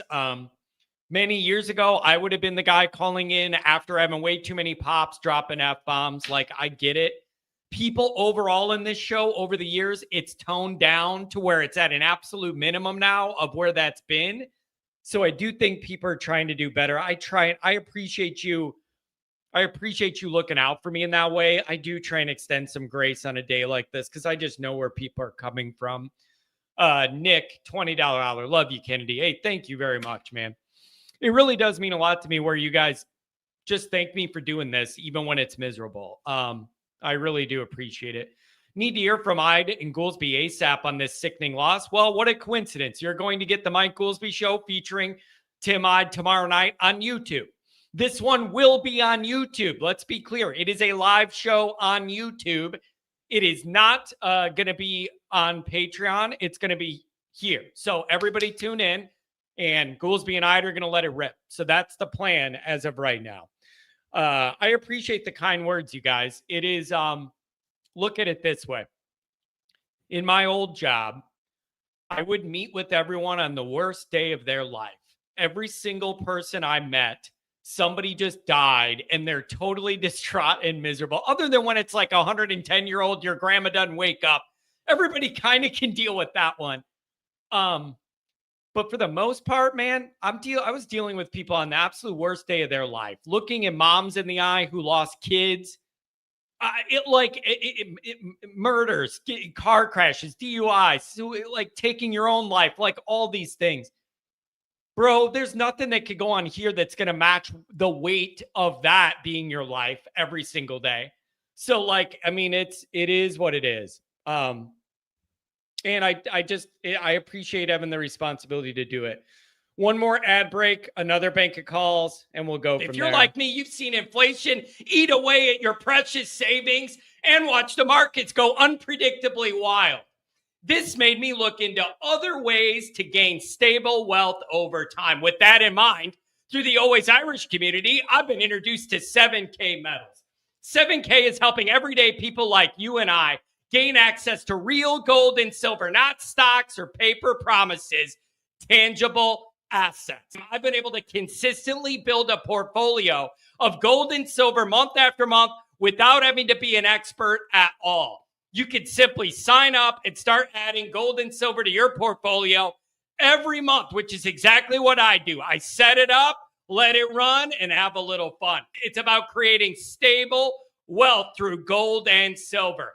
I believe in 7K so much, I decided to join as a full member. You get education, wholesale pricing that cannot be beat, easy purchasing and cash outs with the Sound Money wallet. So if you're ready to take control of your financial future, visit my personal website, alwaysirishgold.com, via the link in the description or the QR code on the screen. You trust me, I trust 7K. Why not join today? This is not a membership, it's a movement. Oh man, could you hear the excitement in my voice in that ad read? If you guys are noticing, did you catch that? Like how upbeat my voice was? It was just leading up to the season. You had all this hope. Man, this is just tough stuff. Oh, what a bad night. Jack Sacco, the most interesting man in Notre Dame land. I want to hear your thoughts, sir. Oh my God. John, I don't know if I'm going to add anything to the show, but I do want to say this. I've been, as you know this, I've been watching Notre Dame games in person since 1974. And today I saw two things happen that I've never seen happen inside Notre Dame Stadium. First of all, where I was I was right on the 50. And the crowd was electric. I mean, it was loud. It was a great crowd. See, from where I was, it was a great crowd. But I actually called you when it happened, and there was when the Texas A&M players finished their warm-ups before the game, and they gathered on the sideline and started to go off the field. The Notre Dame players broke from their warm-ups and ran to the Texas A&M sideline and just basically followed them up to their tunnel.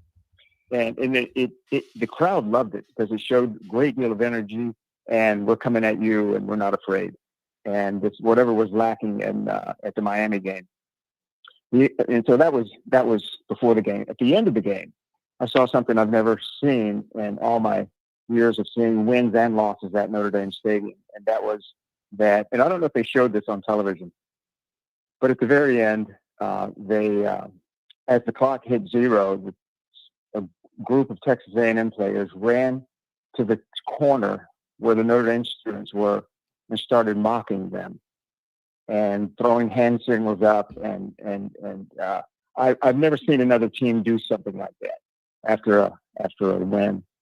So just two very strange things that I saw in Notre Dame Stadium, and that's not including the game. And I saw just to give you an overview. I saw the ending of the game in the first quarter. Midway through the first quarter, I kind of had a feeling of how that game would end, and it ended exactly the way I thought it would. So. Yeah, it's. And by the way, yeah, go Jack, ahead. Go ahead. You got any questions? Because I was there. It's just such a struggle. I've never. What do you make of the defense? I don't understand how you ended up having one of the best defenses in the world, and now you can't stop anybody. Or it's unfathomable to me how far you've fallen. Yeah, that's great. And I'm not an X's and O's person. I don't know X's and O's, and all that. But I do know what's good and what's not good, and what works and what doesn't work. And that defense doesn't work. And that type of defense has never worked. It's never going to work. It's basically a very, it's basically a prevent defense, okay, which is, all it does is prevent you from winning. And they had these zones where, first of all, there's no pressure on the quarterback at all. It seems to me like there's hardly any pressure on them. And then they have these zones that are very weird for me to see. Like I say, I'm not an expert in football. Play like a lot of people did, but I've watched it forever. And they're playing these zones where they're protecting these patches of grass, and the receivers are running through these patches of grass. And if I were a quarterback, I would probably not throw to the patch of grass that's being protected. I would throw to the receiver who's running through it. And the Notre Dame defenders don't seem to respond to the receiver and track him and figure out where he is. But none of those patches of grass caught a pass today or last week. So I mean, I guess they are successful in what they're doing. But I couldn't count the number of times today, and it's hard sometimes when you're at the game. But when the wide receivers would just run right past the Notre Dame defensive guys, and were basically wide open. This game is a 1-point game. We could have lost this game by 21 points. No, I'm sorry, 22, because we missed an extra point. So we could have gotten blown out of this game if their quarterback had been more accurate. He didn't need to be too accurate because anyway. I'm going to say this, and this is not going to be helpful at all, okay, to anybody listening. This defense is going to lose Notre Dame some games, and it's going to lose us some games this year. This is not a matter of motivation. This is not a matter of you guys got to, have more attention to detail and all that. These guys came out motivated, and you saw it in the first few minutes. But they're coached to do. And now Goolsby can correct me, and he'll be right for doing so. But it looks like the players are coached to do some of the dumbest things on defense that I've ever seen. I wouldn't if I were playing in the backyard. I wouldn't do these things on defense that they're doing. So I Notre Dame's going to lose some more games probably. I wish they wouldn't, but they probably will. So Jack, what's the way out of this? How do you start to dig out of this? What do you do this week if you're Freeman? How do you dig out of this? You're a Notre Dame philosopher. How do you dig out of it? Well, my personal thought, and you have to remember, I'm Sicilian, so my way out of stuff is not necessarily a rational way out of stuff. So, but honestly, I wrote an X post, kind of jokingly, but it's true. Marcus needs to take over the defense. Needs to take over the defense to say enough of the BS with whatever you're doing. Because, I know people say, give Chris Ash a chance. Well, guess what? He's had 2 chances. And by the way, you don't come to Notre Dame to learn your craft. You should be at the top of your game when you're at University of Notre Dame. This is why you're here, not to learn how to do what you need to do, but to be excellent at that, and to take it from there, and to have a championship mindset. I'm not talking about the players. They're a lot of the same players we had last year. So what's the difference? Somebody's telling them to do these things that they shouldn't be doing. Anyway, how do you fix it? I think Marcus has got to take charge of that defense one way or the other. Like you said earlier, I heard you say it's probably not a drop kicking or firing Ash, but he's got to say, Ash, here's what you're going to do from now on. Clean up the janitorial room or whatever. Go do something else, or be in charge of something else. But he can't be in charge of whatever he's doing. And once again, I don't know all the ins and outs, and I don't know all the ins and outs of the team and who's doing what, and whose fault it is. But it's a coaching error. I do know that. Yeah, we have good players. This is on the coaches, and yeah, I mean, I could look at a lot of positive things, but you know what? I think you would understand when I say my heart, my soul hurts when Notre Dame loses. And especially if there's no reason to lose. There was no reason to lose that game. Yeah. There was no reason to lose that game to Miami. Yep. But we did it. Yeah. It's champions don't do that. Yeah. Yeah. This is it's worse than I ever thought it could be. And now you got to dig out, and you got to try and earn back some credibility. And it's going to be a long road after what we've seen and this defensive thing. Something's got to change quick. And you're talking about, whether, we go, do we rah-rah, we beat Purdue. That's if we beat Purdue. Yeah, I'm already annoyed. Receiver, I'm already annoyed though at the idea you're going to beat. If you beat Purdue, it's like, hey, everything's fine. No, it's not. They don't have dudes like the first 2 teams. Like, it's not fine. Things are not fine. Even if you beat Purdue, things are not fine. I'm telling you what, things are grave. Things are grave here at Notre Dame right now. The crowd at the end, we were just sitting there, and the program. I mean, not the program, but the team, the coach.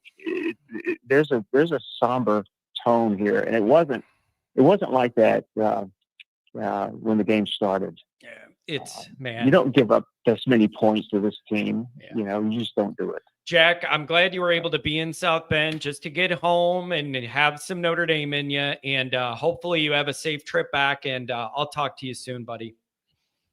Thank you. If it's possible, have a good night. Yeah. We'll talk soon. Forget that. That's gone. There is no such thing, man. There is no such thing as that happening. 705. What's going on? What is this? Canada? Yeah, it's James from Canada. How are you? I've been better. Thanks for calling, man. Yeah, I've been better too. You said earlier that you think the show is more important than a loss. I can confirm that, John. If I wasn't sitting here waiting to get on, I would have jumped off a bridge by now. Man, I sincerely mean that, and I've learned that over the years. It's way more fun when we win and we're celebrating together.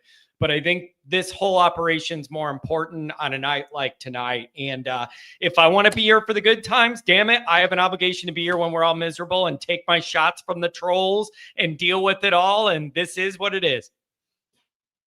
I couldn't agree more. I thank you for it. You said earlier the Miami game almost hurt you more, and I kind of feel the exact opposite. You know, like, to give a stupid metaphor, I feel like the Miami game was like I sitting around wondering what's wrong. Is my wife having an affair?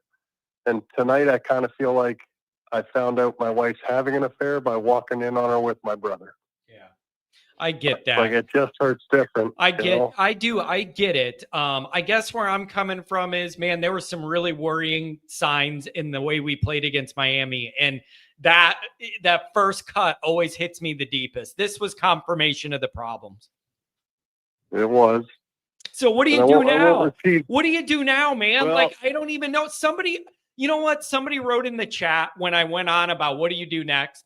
How do you dig out of it? And they just said, you win the next game and then you win the game after that. Like, I understand that, like, that's the path, but how do you get there when you're this distraught and have this many things that are not good enough?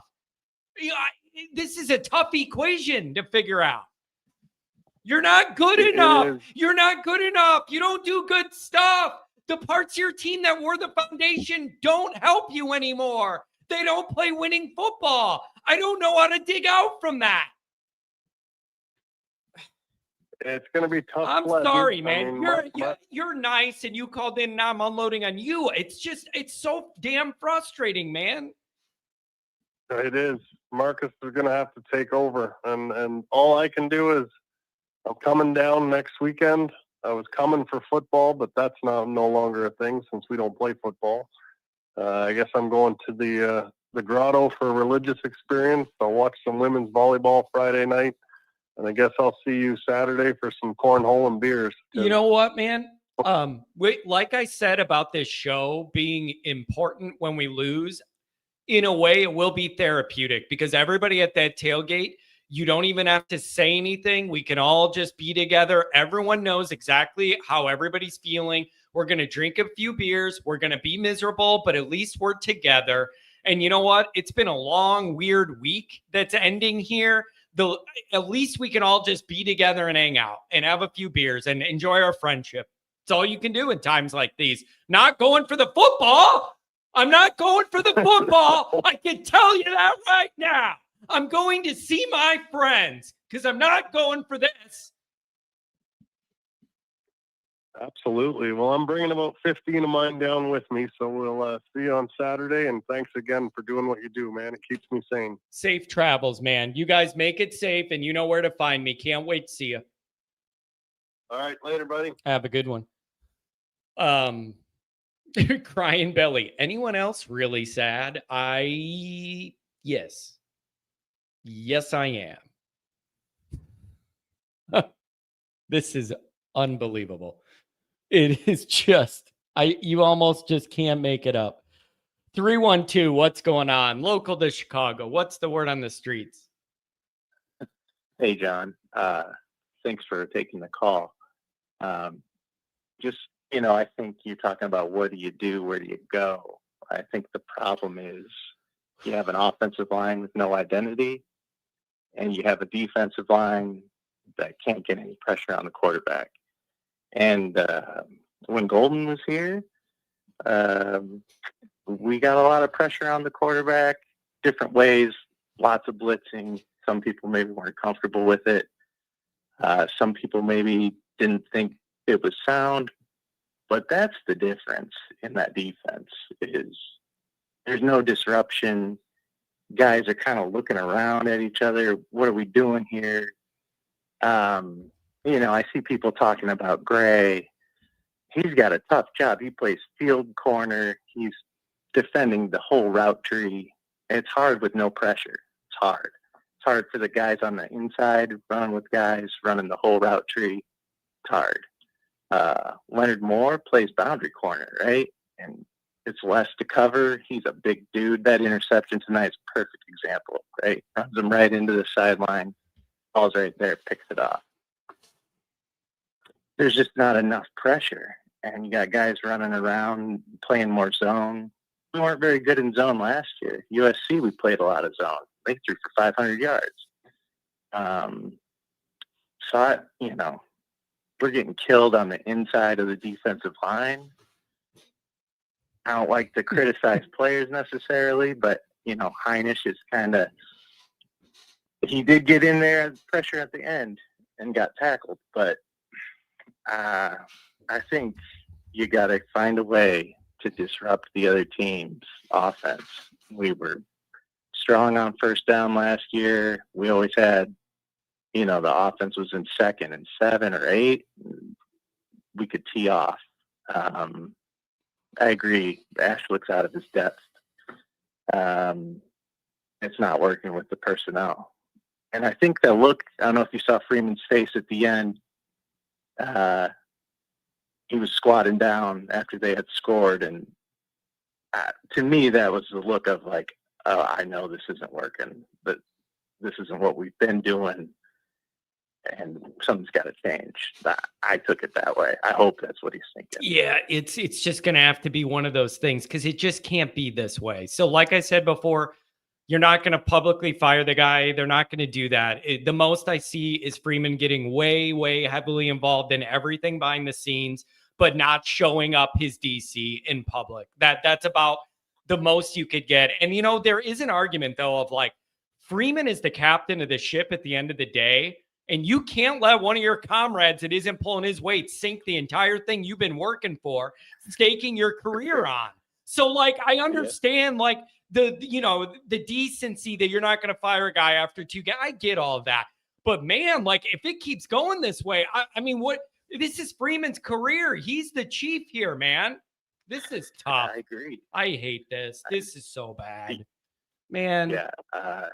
I think maybe Mickens, maybe Freeman and Mickens get more involved behind the scenes. I agree they're not going to publicly admit right away, like, oh, we made a huge mistake with this guy. There's a number of reasons. Decency makes you look bad, just like incompetent in a different way, So I could see maybe Freeman and Mickens are more involved behind the scenes. Maybe this is Mickens' chance to be like, hey, I can do this job. Let me do this job. Yeah. Maybe they get back to doing what they were doing, because people are criticizing the secondary, and I think they're the biggest victim of this change in the defense is those guys. Now, we don't have Watts anymore. That's a huge loss. There were a lot of freshmen on the field tonight, occasionally in the secondary. Zachary got in there, I think, when maybe Gray was out. But last year and through Golden's whole tenure, they knew what they were doing. They were lined up. They were teeing off. Freeman always talked about playing fit ball, not playing fit ball, playing football, right? I think they're playing more fit ball this season, trying to be a little more varied instead of just, we're coming at you. We're going to create some chaos. We're going to make it hard for your quarterback to make comfortable throws. We might not get to them, but it's not going to be the best ball. Just like that ball tonight, the touchdown, the winning touchdown. I mean, Bowen's right there. And, the quarterback had to move out a little bit. And if Heinisch hadn't gotten tackled, maybe there'd been more pressure. But it's hard to make good throws when you're throwing off balance, you're getting out, you're running around. So, I think that's the problem there. And offense, you got the Wildcat thing tonight. You got the excessive screen game last time against Miami. I think there's a problem they know with the offensive line. They can't just line up and maul guys like they were doing last year.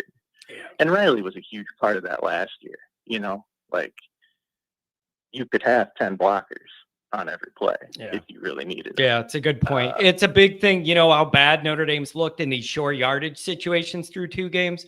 Man, you know, Riley Leonard eliminated a lot of that. You know what I mean? Like he just, For sure. yeah, and you do miss that a lot. Hey, man, I really appreciate the call. Looks like you're a first-time guy. Thanks a lot.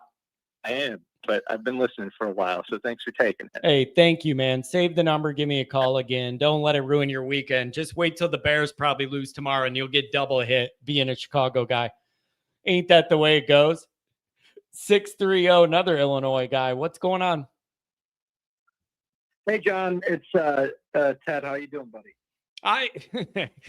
I've been better. I'm struggling with this, man. It's way worse than I could have ever imagined, quite frankly. Yeah, I mean, I'm 45 years old. I've been a Notre Dame fan, and I went to Notre Dame. So, you know, there's a little bit of like Charlie Brown and Lucy, you know, since I was like 10 years old. Mm-hmm. So, you know, I thought we got past it last year, but I'll try and make this quick. I've got some gallows humor, and then I got an answer to your question you've been answering. Great. Or you've been asking. Terrific. So the first thing is, let's talk about some things we did well, I guess, this game, because I like to start on a positive, I guess.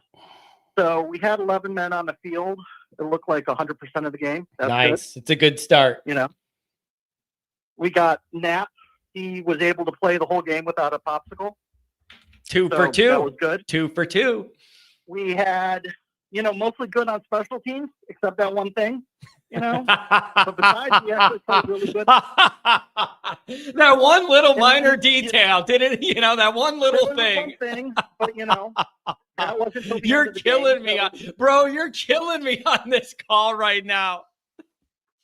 So we did a couple good things, and, you know, Carr played pretty good, you know, for his first time, for a quarterback who's young. I think he played great. He didn't look like Ian Book down in Hard Rock. He seemed to, like, you know, he definitely audibled into one of those touchdowns. I think it was a Price run. He audibled into that, so that's good. Now there's some bad stuff, John. There's some popsicles we got to give out. So Bowen, I think we talked it to death. He's not good. He's very stiff. Gray once in the same series injured his finger, and on that same series managed to pull someone's helmet off with the same hand. I don't know how that's possible. So that happened. Hobbs, you know, Hobbs and Talich, I'm not sure they ever played football before by the way they played tonight. Yeah. You know, I don't want to go after them, but I mean, I don't know where you can go from there with those guys. Yep. It's rough, man. It's rough back there. Yeah. And I don't want to go through the rest of the popsicles because there's a lot of popsicles to give out, but I will answer your question where you go from here. We've got to develop an identity. So right now we're playing a little like Kelly ball on offense. We're going to like gimmick them. Today it was the Wildcat. The time before it was like wide receiver screen and RPO. That's not what we need. We need like to get together on offense, find a strategy, right? Okay, what's the strategy? We're going to run the ball, right?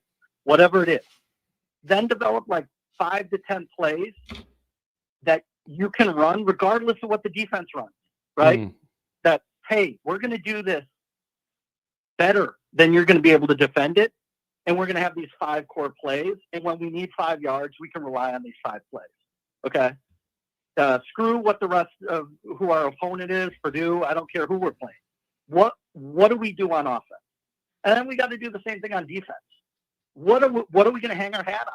What is the call that we rely on when we need to stop? We don't have it right now. Yeah, we do. It's called timeout. That's, I think, the only call you can rely on to make it stop. Just calling timeout. It's called timeout. It's called Bowen running around, and then they're all making hand signals and like stop.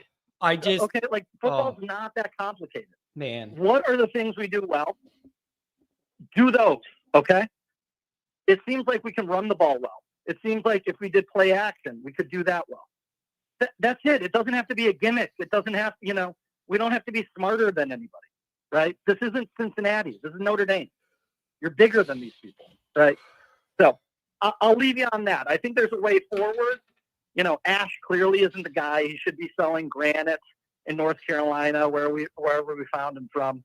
You know, he needs to go back wherever he came from. Maybe he was selling Cricket Wireless at the mall. Not sure, but he's not a defensive coordinator. You know, in Denbrock, he's running the same poison of Brian Kelly, a gimmick Cincinnati, 4 vertical, conscious, unconscious BS. You know, like I trust Marcus Freeman. These coordinators, they're making millions, so I'll give them a hard time. They need to go. But I'll leave you on that, John. I hope I was able to give you a little laugh. Yeah, you did. Thank you, man. I needed that. Thanks. Good call, man. Call again. All right, goodbye. Thank you. Appreciate it. I like that. He was clever. I like that a lot. This is tough stuff. 267, what's going on? Hey, John, first time caller. Actually just bought the Patreon probably 2 weeks ago. Great stuff on there. I'm going to talk about the Notre Dame on more of a macro level. I'm 34 years old. And it's more of a frustration that maybe it was fool's gold beating Georgia and Penn State last year, especially the area I'm from a suburb outside of Philadelphia, so I'm in Penn State country. But I just like Hobbs dropping that, would-be interception in the end zone just brought me back to DJ Brown against Ohio State. It's just, I just really thought that at this, maybe, and like I'm saying, maybe it was fool's gold coming off, the playoff run they had last year, but it's even Tim Priester on the other network, he talked about, this is the best roster since the early 90s with Lou Holtz. And I'm just not, I just don't see it. And I trusted Freeman that, everyone kind of thought initially that Chris Ash was kind of a very underwhelming hire. And it's just proven to, at this point, it's proven to be, a fact. And when everyone brings up, well, Golden struggled his first game, Golden first game, he was playing against C.J. Stroud and Ohio State, and they let up, 24 points, 21 points. Even when they lost to Marshall, they let up 21 points. This is definitely, more Brian Van Gorder, where you're saying, where do we go from here? I don't know if you can fix a scheme within a season. Like, to me, that just sounds like an outlandish proposition to be able to do that. And I'm more worried now, just on a macro level, that you made this hire with Chris Ash instead of going with, the homegrown guy, Mike Mickens. And now Mickens will get, from even just a recruiting standpoint, Mickens is going to get a defensive coordinator offer from some program. He already was offered, the safety job at Texas. So I'm worried now that it's just going to kind of be a snowball where you're going to end up being 0 for 2 at defensive coordinator, because not only did you hire Ash, but you could lose Mickens in the process. And I'm sure in retrospect, I kind of get where Freeman was coming from, where you have the majority of your starters coming back, so you don't want to go with a first-time defensive play caller. But, I don't think he was expecting to be 0-2, but I'm sure that he'd rather, take his lumps at 0-2 with Mike Mickens calling plays than he would Chris Ash. Yeah, it's really tough because it's like the scheme everybody doesn't like, but also the guys are just not playing well within it, right? Like, it's a two-sided thing. It's like you don't like the setup to begin with, and then they don't make plays within it. So it's like, is it a player thing or a coach thing? Well, I think it's both. Again, it's just a red flag on a red flag wrapped in another red flag. Yeah, I watch the game every Saturday with my dad, and the only thing I was just telling him is I just find it hard to believe that all these players got significantly worse in the span of 8 or 9 months. See, man, that is a key question. Is some of these guys look like they have regressed instead of progressed, and that is just like, it can't be. All of these things are like the worst case outcome. If you look at where we're sitting right now, literally, I feel like every single thing is it's like the worst it could be. This is really Bad. Really bad. And I know I've exaggerated on this channel before because I get emotional, whatever. I'm not kidding you. This is way, way worse than I ever thought it could be. Even when I entertained 0-2, it didn't look this disgusting to me.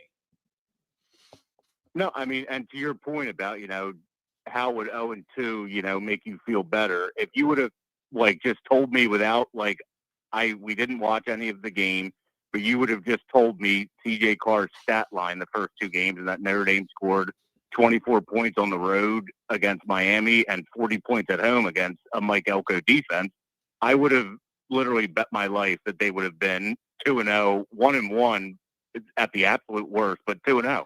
There's no way I would have thought 64 points in the first two games against two top 20 opponents that Notre Dame would be 0-2. Yeah. It's man, this is it is. And you know what? I want to give credit to Miami and A&M, by the way. We played a couple really good teams that also had to win these games. I want to give them respect and credit for making the plays Notre Dame refused or wasn't capable of making. There were so many plays that Notre Dame could have been 2-0, even with these problems, been 2-0, and we have been on the other side of those plays. It's unbelievable, man. These are dark times, bro. Anything else? Really good call. Yeah, it was just going to be just about the fool's goal with the playoff run. To your point about making the plays or maybe just the way a ball bounced, it just seems like how through two games, because we have only lost, by 4 total points, that every ball that bounced our way during that playoff run is now bouncing in the opponent's way, or I just don't know if it was just for some reason these guys, they were making plays for 3 straight weeks, and now all of a sudden it's just we're back to the DJ Browns, dropping interceptions against Ohio State. Yeah, man, it's unbelievable.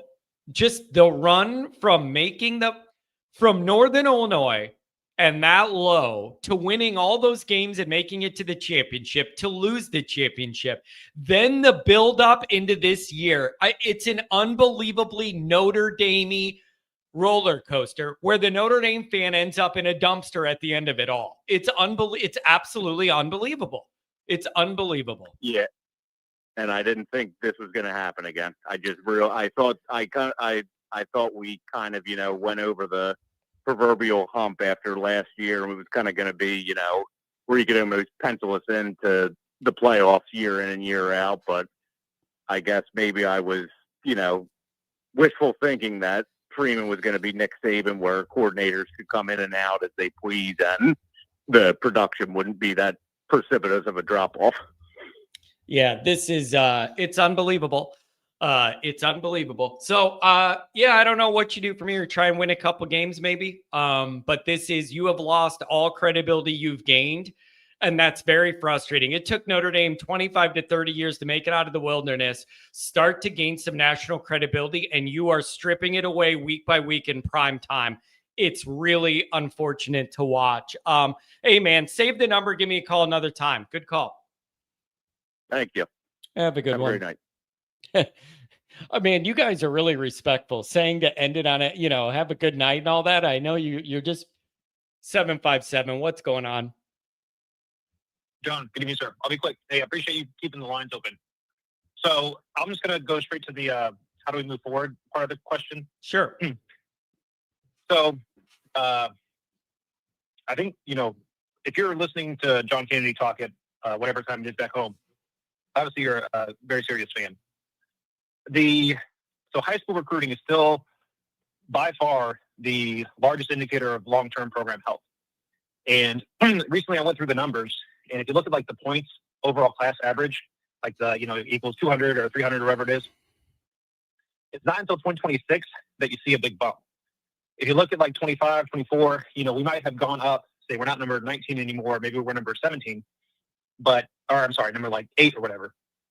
But the class average score is about the same as it was from 2019 through 2025. So I would just say, right, we benefited from some lower recruited guys developing very well, but I don't know if that's something consistently you can hang your hat on. So it's essential that we maintain the 2026 class Because that's if you look at the numbers, that's genuinely the first time that we're up with the big boys.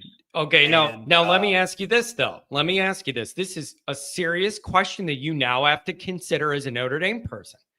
What great defensive player is watching what Notre Dame's doing and saying, damn, I can't wait to sign up to go do that, to go play in that, to go be a part of that, to be a cog in that wheel? What good defensive player is looking at this defense and wants to be a part of it? This is a real concern to me. Yes, absolutely. And I mean, so the leads to my second point. So this is as far as I understand it, this will be Freeman's first opportunity. He made the Chris Ash hire, and it doesn't seem like it's going well at all. So how does he handle that, right, in his maturation as a head coach? And then two, what's the messaging to the recruits? Just exactly like you're saying, to make sure they don't abandon ship. I don't know what the answer is to that, but that's like I get you kind of the bigger term picture. You know, a 10-year Marcus Freeman career, whatever. You know, this sort of thing is going to happen, and we need to see how he handles it. And then last thing, you know, again, this is just an anecdote, right? But Jaden Mickey right now is one of the best PFF-rated defensive backs in all of college football, and he bounced last year after like game 4. Once Leonard Moore came on the spot, and he wanted playtime. I don't know what the right answer is in the transfer portal, you know, arena, but Notre Dame is not going to consistently out-recruit Georgia and whoever, Alabama and Oregon. It's just literally not going to happen. I think it's a fool's errand. But what we can do is keep guys and try to get a very talented junior, you know, redshirt sophomore, maybe onesie, twosie seniors to come back and not go to the NFL. That's our window. So we have to do better this year because, like, just think if we had Mickey out there instead of 21 or 24, whoever it was, that makes a difference. And so that's the other thing I want to see how the team responds. You know, they can't lose a team, which I think will probably be, you know, playing the right folks, which can't get wrecked. So I don't know. I'm still, it's disappointing. I just, you know, kind of these bigger picture things, because it's not, you know, 18 turnovers does matter, and having a very low variance offense that you can consistently convert matters. And like, so last year, maybe we're ahead of schedule. You know, Goolsby talks about the 26-27 window.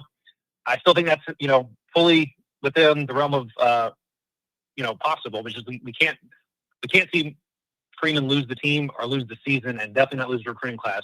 And then can we keep everybody as best we can for next year? But yeah, appreciate it, John. So, you know, it's always one of those things, like if you lose early in the season, at least it simmers down the temperature for the rest of the games. So you're not about to have a heart attack. And I'm just looking, you know, it's sad, but you know. Yeah, I know. I get what you mean, but it's like you wish you were almost having a stroke every week because it means every game you play in matters, you know? Yeah. Man, this sucks. Hey, good call. Thanks a lot, buddy. We'll see. Have a good one. All right, take it easy, John. Oh, man, this is, oh, what a struggle. 818, what's going on, Rodney? Hey, John, you know, I specifically didn't drink the second half of the game because I felt this coming at half. Now that's growth. Now that's maturity. We were doing a birth. Rodney, that's maturity, man. You know it's going to be bad. You got to sober up a little for the call. That's good. You're growing up. That's very John, mature the of you. The point is, I was still a mess during the game, and like people around me were like, "Oh, you know," I could tell, like, yeah, I understand why you watch games alone. I legitimately understand. There's a reason. It was John. There was a caller earlier. I don't remember who it was. He said, I think it was that in the first quarter. He said not that. Maybe second quarter. He said where he saw the end of the game coming. I saw it at halftime. At halftime, I'm like, I called my buddy up, and I said, Mike, I can already feel how this is going to happen. Oregon's going to play really good in the second half, man. Probably going to take the lead. And then something's going to happen, and they're going to find a way to lose this game at the end in an inexplicable way. Dude, I don't know how many times. John, I got a few things to say here, man. I need you to talk me off the ledge tonight, man. I am deep rest, dude. I am shocked at how bad this defense is. It is horrid. It is horrid. And I don't know that I've ever, well, you know, ever is a big word, but I can't remember a time I saw this much regression. And so here's the thing. We know these guys are good at. You don't just all of a sudden lose your athletic ability. But literally, if I hadn't seen these guys play last year, I would think that this team was slow, that they weren't athletic. But I've seen them play last year, Yeah. so I know they are. It's weird, So isn't that it? proves to me it is coaching. And here's I'm going to talk about the good points first, because usually I would say here's the bad points. Now I'm going to get to the positive side. I'm feeling glass half empty, so I'm going to start with the good points. Okay, I'm going to start with the positives. The positives are, you said it best when you said, John, there's a part of me that was wondering about this game because you told me before the game, there's something in the air this week. You know, it's like we just lost to Miami, and I don't think people are feeling as bad about this game as they should. I think you nailed there's one thing Freeman has shown. He has to have his ass on fire, man. He has to feel the pressure to get the best out of him and to get the best out of his team. That is now happening. That is happening now. I fully expect this team to go on a major run now. I think now it starts. However, I don't see this team winning out. There's going to be a slip, and that's just going to suck, John. This team's going to they're going to catch on fire, and they're probably going to lose another one. And then probably maybe 9-3. Maybe, I mean, I could see 7-5. Don't get me wrong, but I got this weird feeling they're going to catch fire now. But whereas if they did win the rest, I do think they make the playoffs at 10-2 because they would have won 10 in a row, and they're going to be hot, and everybody's going to be, oh, look how great they're playing. We got them in last year. Okay, now they get the 11th or 12th spot. But I don't think it's going to happen. There's going to be a slip up. Rodney, you don't go on a 10-game winning streak when you play defense like this. It's just not in the cards. I'm starting with the positives. I'm about to get to that. Yeah, I'm saying, looking at it from a positive side, what has Freeman showed in the past? That kind of thing. You know, what has he shown in the past? I think he's going to light a fire under these guys. The problem is, fundamentally, this is a horrendously bad defensive scheme. It is horrendously bad. John, I have not had any drinks. That this is worse than Van Gorder, John, because if you remember, the first 5 games of Van Gorder, they played great. And then all of a sudden they started playing terrible. And my guess is the reason for that was he probably knew that early on in his tenure, he had to make that system a little more simple. And then he got too cute, and then he he complicated things, and the defense fell apart. This is already bad. And this is a team that was a great defense. You know, they had a good defense year before Van Gorder got there, I think, if I'm thinking Diaco was a good defensive coordinator. But this was a great defense that has become the best thing about their team was the secondary. This is absolutely the worst secondary play I've ever seen. The linebackers look pathetic. The ends look pretty good, but the middle of defense is bad. And as far as the offense goes, I mean, yeah, you score you average 2 points a game in two games in a row against very good defenses. As bad as disappointed in the running game I am right now, I gotta say the passing game is so much better than I thought. So it's a good offense. I'm very disappointed in Jeremiah Love. I'm sorry. He's not getting great blocking, but he's regressed. Price is the better running back right now, and he should get the starter spot. I'm just being honest, man. I'm just going with my eyes. It's not trying just to cut him down. It's like there is something very, very off, man. And I cannot tell you how angered and stressed I was. I knew 4th and 10 would tell you. I'm like, who's going to be in position to make this play and then not make it? It wasn't like Bowen was 10 yards away from the guy. He was right there. What are you doing, man? It happened 3 times with defensive backs. They're right there. They don't go for the ball, John. What are they doing? I mean, the guy did that one, I think it was the first touchdown. The ball's in the air, and I think it was, man, why can't I think of the names right now? Showman, not Schuler, the other one. Help me out, John. Who's their safety? Talich? Whatever. Starts with an S. I can't remember. I've already forgotten. He didn't do anything, so I forgot his name. But he's like it's number 7, I believe, or was it number 6? Was it 6 or 7? He's like playing. Are we thinking of Stroman? Strowman. That's what I meant to say. Strowman. I am thinking of Braun Strowman, the wrestler, and I couldn't think of the name. Strowman, dude, was playing like he was there, and he just stands there looking at the ball going to the guy's hands, man. And it's like, what do you? what the hell is going on, man? It's like why, as Notre Dame fans, do we have to go through this fool's gold BS, man, where it's like, you see this team like, this doesn't look anything like last year's team. Okay, so now here's the thing. So obviously, dude, I don't know, maybe the boosters are putting so much pressure on him, or maybe Bavakwas, that he just says, you got to get rid of Ash. Maybe that happened. At the very minimal, Freeman's got to take over the defensive play calling. Look, that's what the bright side is. Freeman is a defensive head coach. Okay. He's got, or he gives it to Mickens, or they just play a bigger role, like the one the caller said before. But you have to take away play calling duties from this guy effective immediately. Let him still coach his position.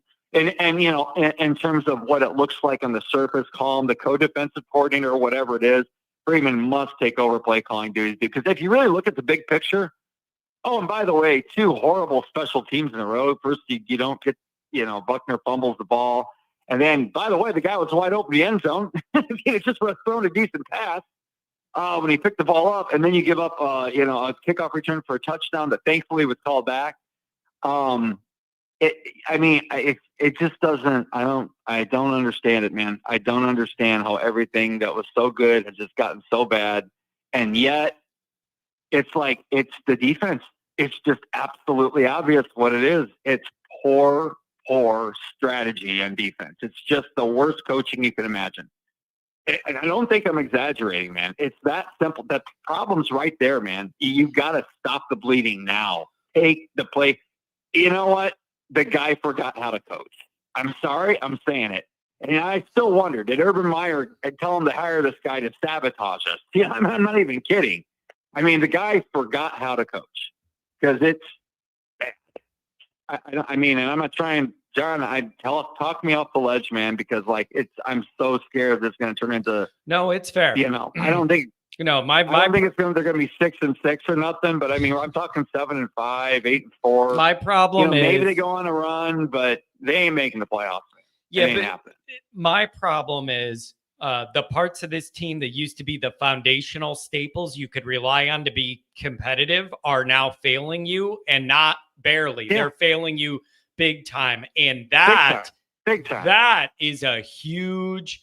That is a big problem, because the staples of your program are getting worse. And I don't know how you bounce back from that. It's coaches, players, scheme. It's all of it. It's all off. It's all off. And John, I'm so tired of this team needing to be laughed at, or to be, for them to catch fire. Because, probably now they do. They probably start playing a lot better now. I mean, probably from what we've seen, they probably. Woo! But right. No, I'm with you. It's like, dude, let's stop this shit already. We should be over this shit, man. I don't know about you, but I can't wait. No, I can't wait to celebrate a big win over Purdue if you get it. I'm not even taking that for granted. I'm going to say it again, Rodney. When you play defense like this, you can lose any game on your schedule. Absolutely. When you play like that, Absolutely. you can lose I any agree. game you play. So Yep. I'm on alert. You're right. I'm on alert for whatever bad, and you can't rely on diddly poo. So I don't know, Rodney. All I know is next Saturday we're gonna drink beer for breakfast and all be together and be miserable together. At least that's what I'm doing. That is. I was going to say, John. Before, I've always looked forward to the tailgate, and then also the game. I am just looking forward to the tailgate. Oh yeah. The game. Yeah. Who cares? I almost don't care. Oh yeah. Maybe yeah, they can win me back for sure, John. Of course they can win me back, but like you said, with defense, you're 100%. I agree with you 100%. It's like, you can play bad on offense like this, John, and it can get better because, cohesion and just getting you. Dude, this defense is fundamentally just a wreck, man. It is the worst it could be. And you're right. That face of his on the sideline, it's like, oh, my God. That alone would just make me not play as well. You know what I'm saying? Yeah. It's just like, you've got to go. It's beyond the worst case scenario. Hey, Rodney, thanks for sobering up for us. You got it, buddy. Yeah, man. I appreciate it. Saturday. Is there going to be a Friday night thing, or is it just Saturday morning? It's just going to be Saturday. I want to